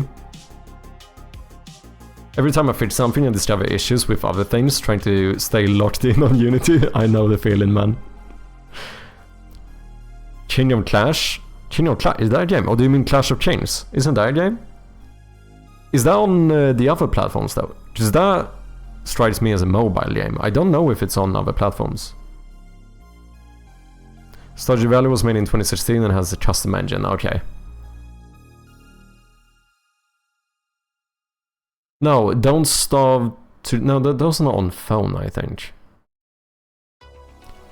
Oh! Wait. Slay the Spire. Slay the Spire is on phone. But it's not co-op or multiplayer, so never mind. It can't be... No, it can't be. I also don't know the game engine.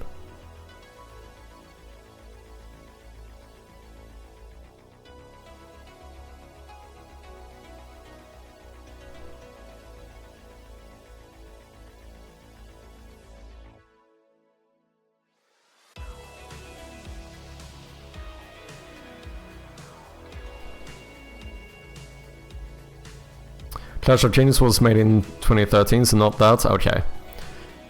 Let's see here. I feel like this should be a good guess. Android and iOS. As well as like every... Like this game must have gone popular. It must have. It's a recent game made in Unity. Isometric bird view. Available on pretty much every platform there is.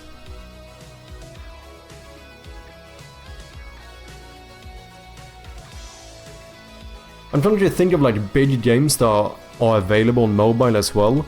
The things that come to mind at first is like, you know, Among Us, Stardew Valley, Slay the Spire.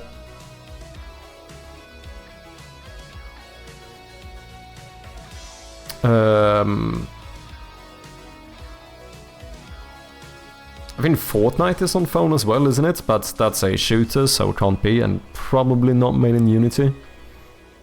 Rotated, don't know if it's Unity. Should check it, I don't know... Oh no, I don't think that's in the database, unfortunately.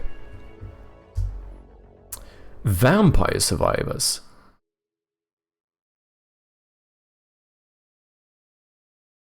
That seems like a pretty good guess. And Vampire Survivors at least has co-op. It's probably new enough, it's isometric. It seems like a good guess. No.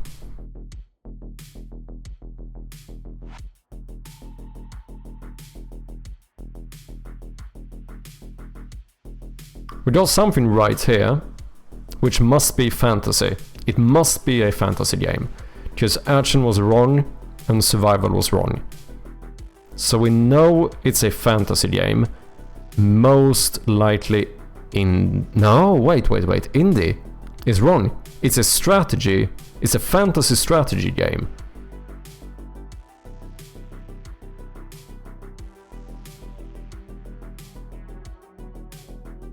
It's a fantasy strategy game made relatively recently in Unity with an isometric / bird view. Strategy, fantasy. What is it? One of those fucking like Clash of like those games? Like did they maybe it's the opposite. I'm trying to think of like proper PC games being ported to iOS and Android. It could theoretically be the other way around as well, like a more conventional mobile game being ported to Windows. Probably not though. Most likely, I feel like... No, probably not.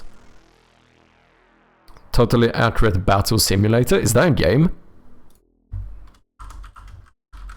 It is.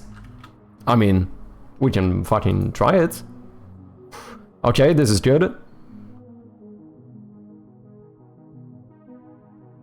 It's single and multiplayer, but not co-op.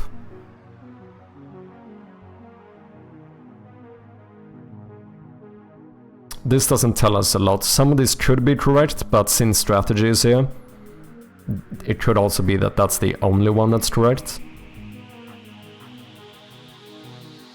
So what we know so far is a shit ton of platforms, strategy, fantasy, single multiplayer, made in Unity.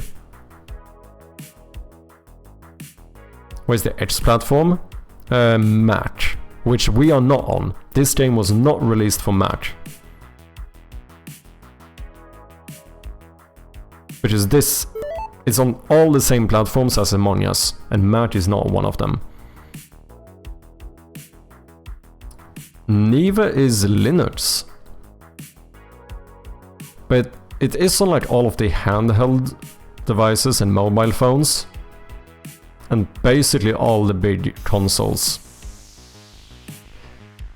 It feels like this should be obvious, because it must be, if it's on all of these platforms, I feel like it must be a pretty big game. Like it must have popped off, you know? I mean, to be fair though, 8 average guess attempts, we're still doing quite well.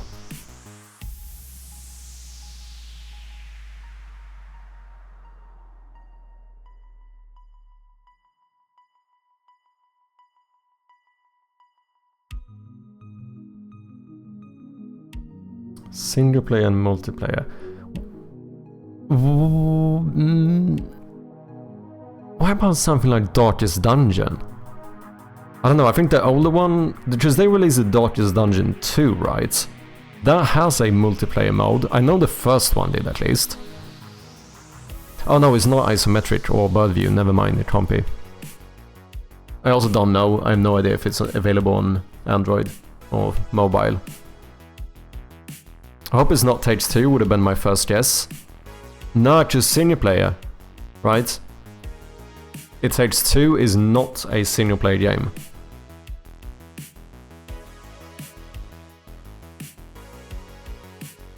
I don't know if that's on mobile either. I don't think it is. Yeah, single player, does it? Is that not like a strictly co-op game? Kinda sure all of those duo games have a single player option. I don't think they do. I think the Hazelight Studios games are a little bit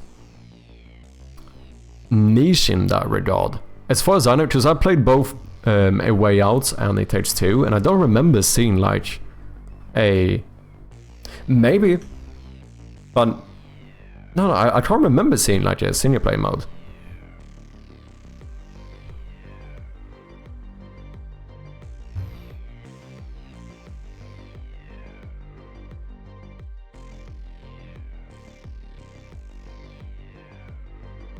Okay.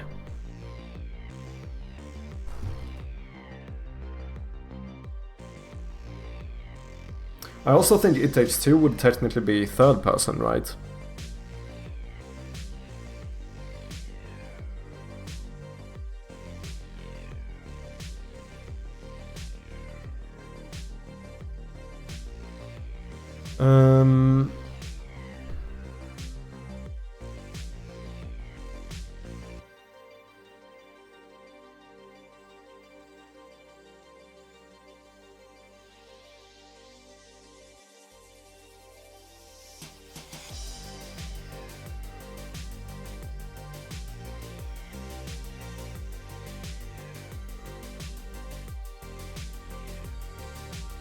It's on like every single platform, almost. It's a strategy, it must be a strategy fantasy game. Like, is it some type of 4X game? But 4X games are not very common on console, are they? And mobile maybe, but I feel like they're quite uncommon for console.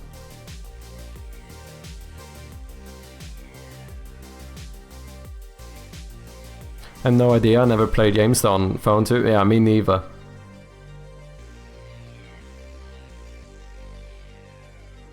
Pretty recent game as well.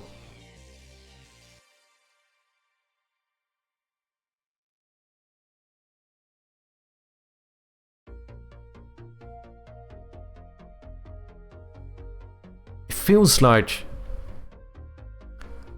That's the annoying thing, it feels like this should be fairly obvious for some reason. It feels like we have a lot of good stuff to go on.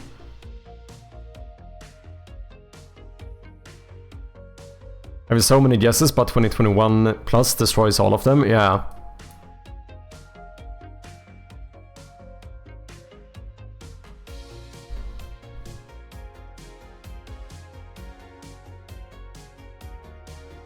A relatively new game. Strategy fantasy. Available on pretty much every platform, including mobile ones. And it's made in Unity. And it's a top-down perspective, it's like isometric or bird view. Which goes well with the strategy. What if it's some type of like city builder thing? Maybe not a full-on 4X game like, you know, Clash of Clans or whatever. Sorry, like Age of Empires, but maybe something like Clash of Clans, but those are quite old as far as I know. So I think it's something newer. Why am I like Clash Royale? Is that like a newer version of it? I have no idea.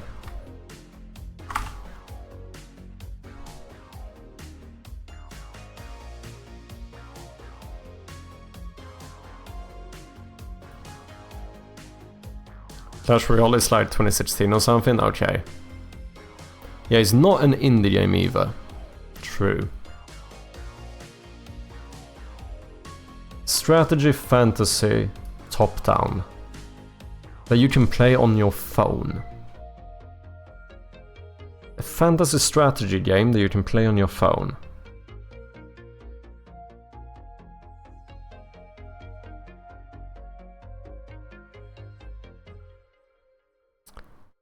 Dead Cells, but that's not bird view. Yeah, that would be like a side scroller, right?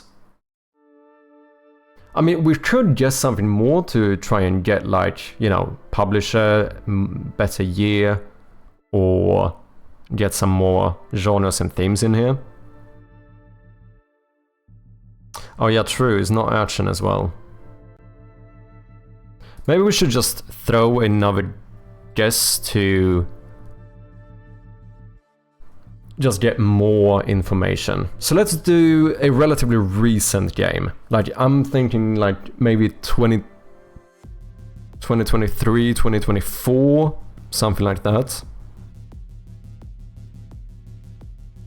So we can basically nail down whether it's somewhat recent or very recent. Maybe hope to do another.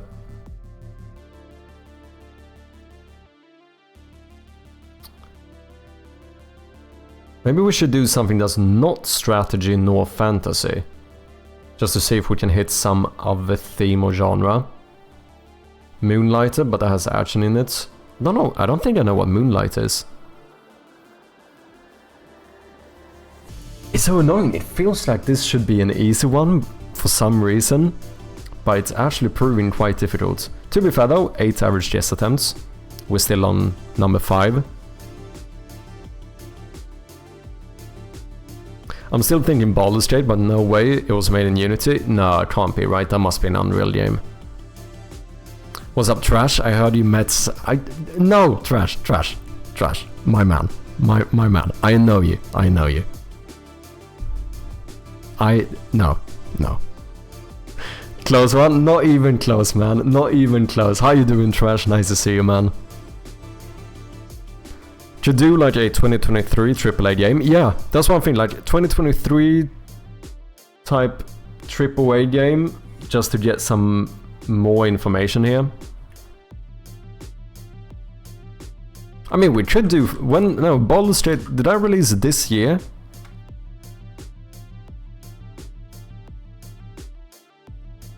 I don't think it is a simulator. I mean, it could be, but we don't know. Because yeah, we did just a simulator here, but we also have strategy. But it could be. It could be. 2023? Damn, is it already 2023? I mean, I might do it just for the year. Just to get a better idea of the year here. 2022. Oh, just it was... Yeah, so we know it has to be 2022. Which is it's older than 2023, but newer than 2021.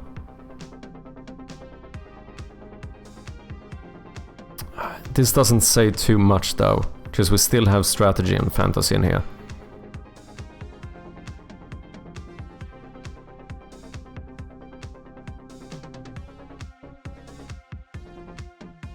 But we know the year now. Oh, we also had a one-time clue. Maybe we should pop it.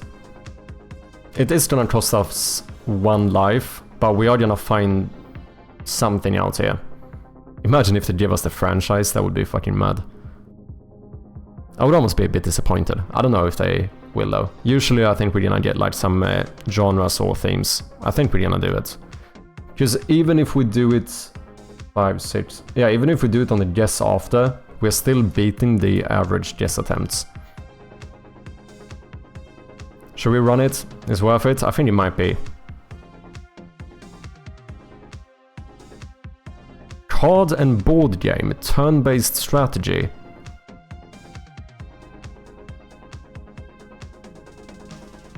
Strategy. Card and board game. Monopoly Go. But is that a fantasy game? Because we know one of the themes must be fantasy. Monopoly is quite realistic now. Card and board game.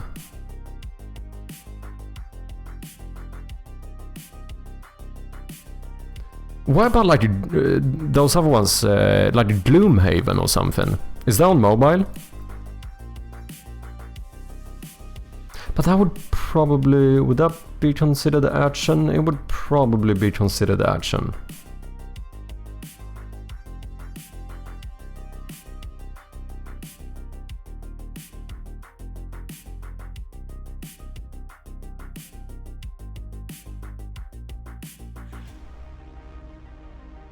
Kiryu Master Duel?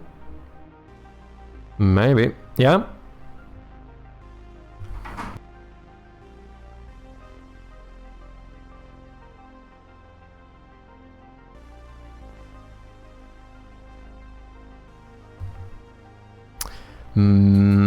Maybe we should try that one. Because I don't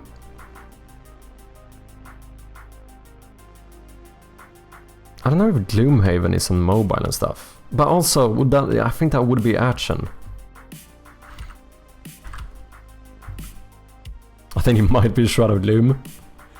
Master Duel. Let's fucking run it. Holy shit! You were correct, Wakacha.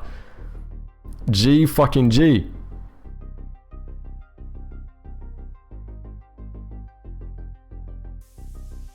Fucking... Oh, fantasy was the only theme. Bruh. I played it for 2 hours. G fucking G.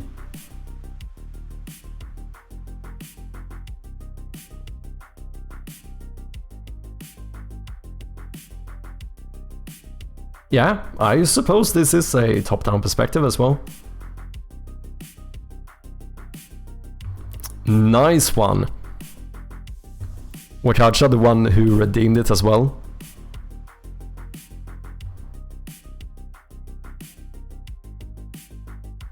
Yeah, I don't know, I feel like this one, I don't know what you guys think, but I feel like this one is the most fun.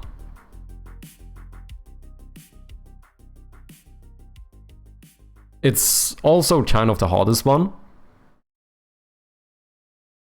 I don't know, maybe we'll do it whenever someone redeems this, they get to choose which game mode we play. Because I don't know if we're always gonna be able to go through all of them. Because like, how long did this take me? It must have taken like 40 minutes or something at least, right?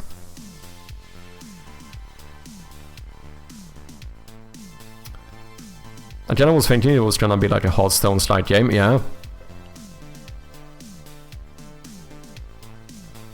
Pippa Poopy wants to play gamedev. Shite. I might, unfortunately, have to veto this one. Unfortunately, might be the first time I ever do it, because I do actually need to... I do need to get off. As I said, we are going to do a slightly shorter stream today. As you might be able to hear, I'm still not fully recovered yet. But I will refund your points, Peepa. Sorry about that one. Or, if you want to, you can keep a standing for like the next stream or something. It's up to you.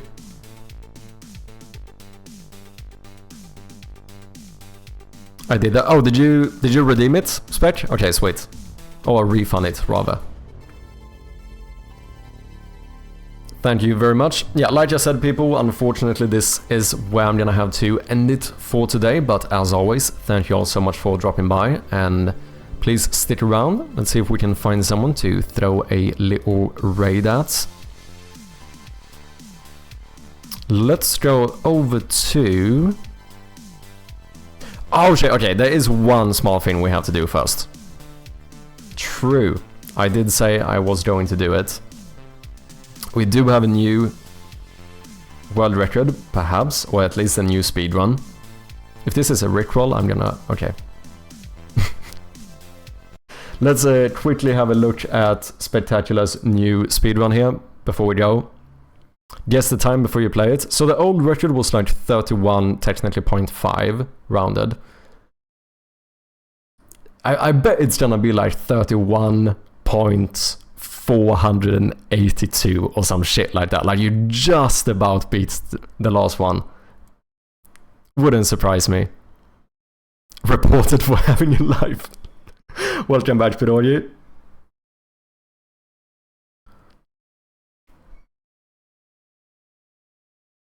Yeah, I think since you told me to guess the time, I bet it's gonna be just below the old one.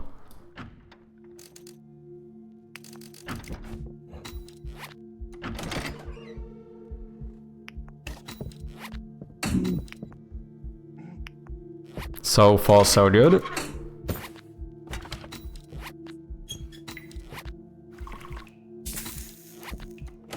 Oof.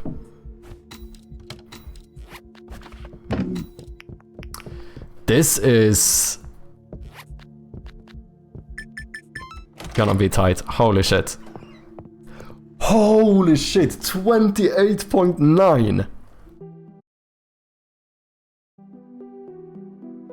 Fam, okay, that is fucking outrageous. Holy shit, I don't think there's a lot of time to save here, not gonna lie.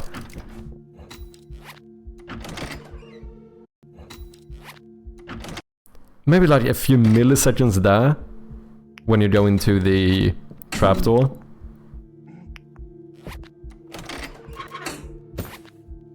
But this is almost a fucking perfect run, man. There, slight hesitation, maybe like, I know that Sanalini said she thought, we thought 27 was possible. Maybe 27 point something.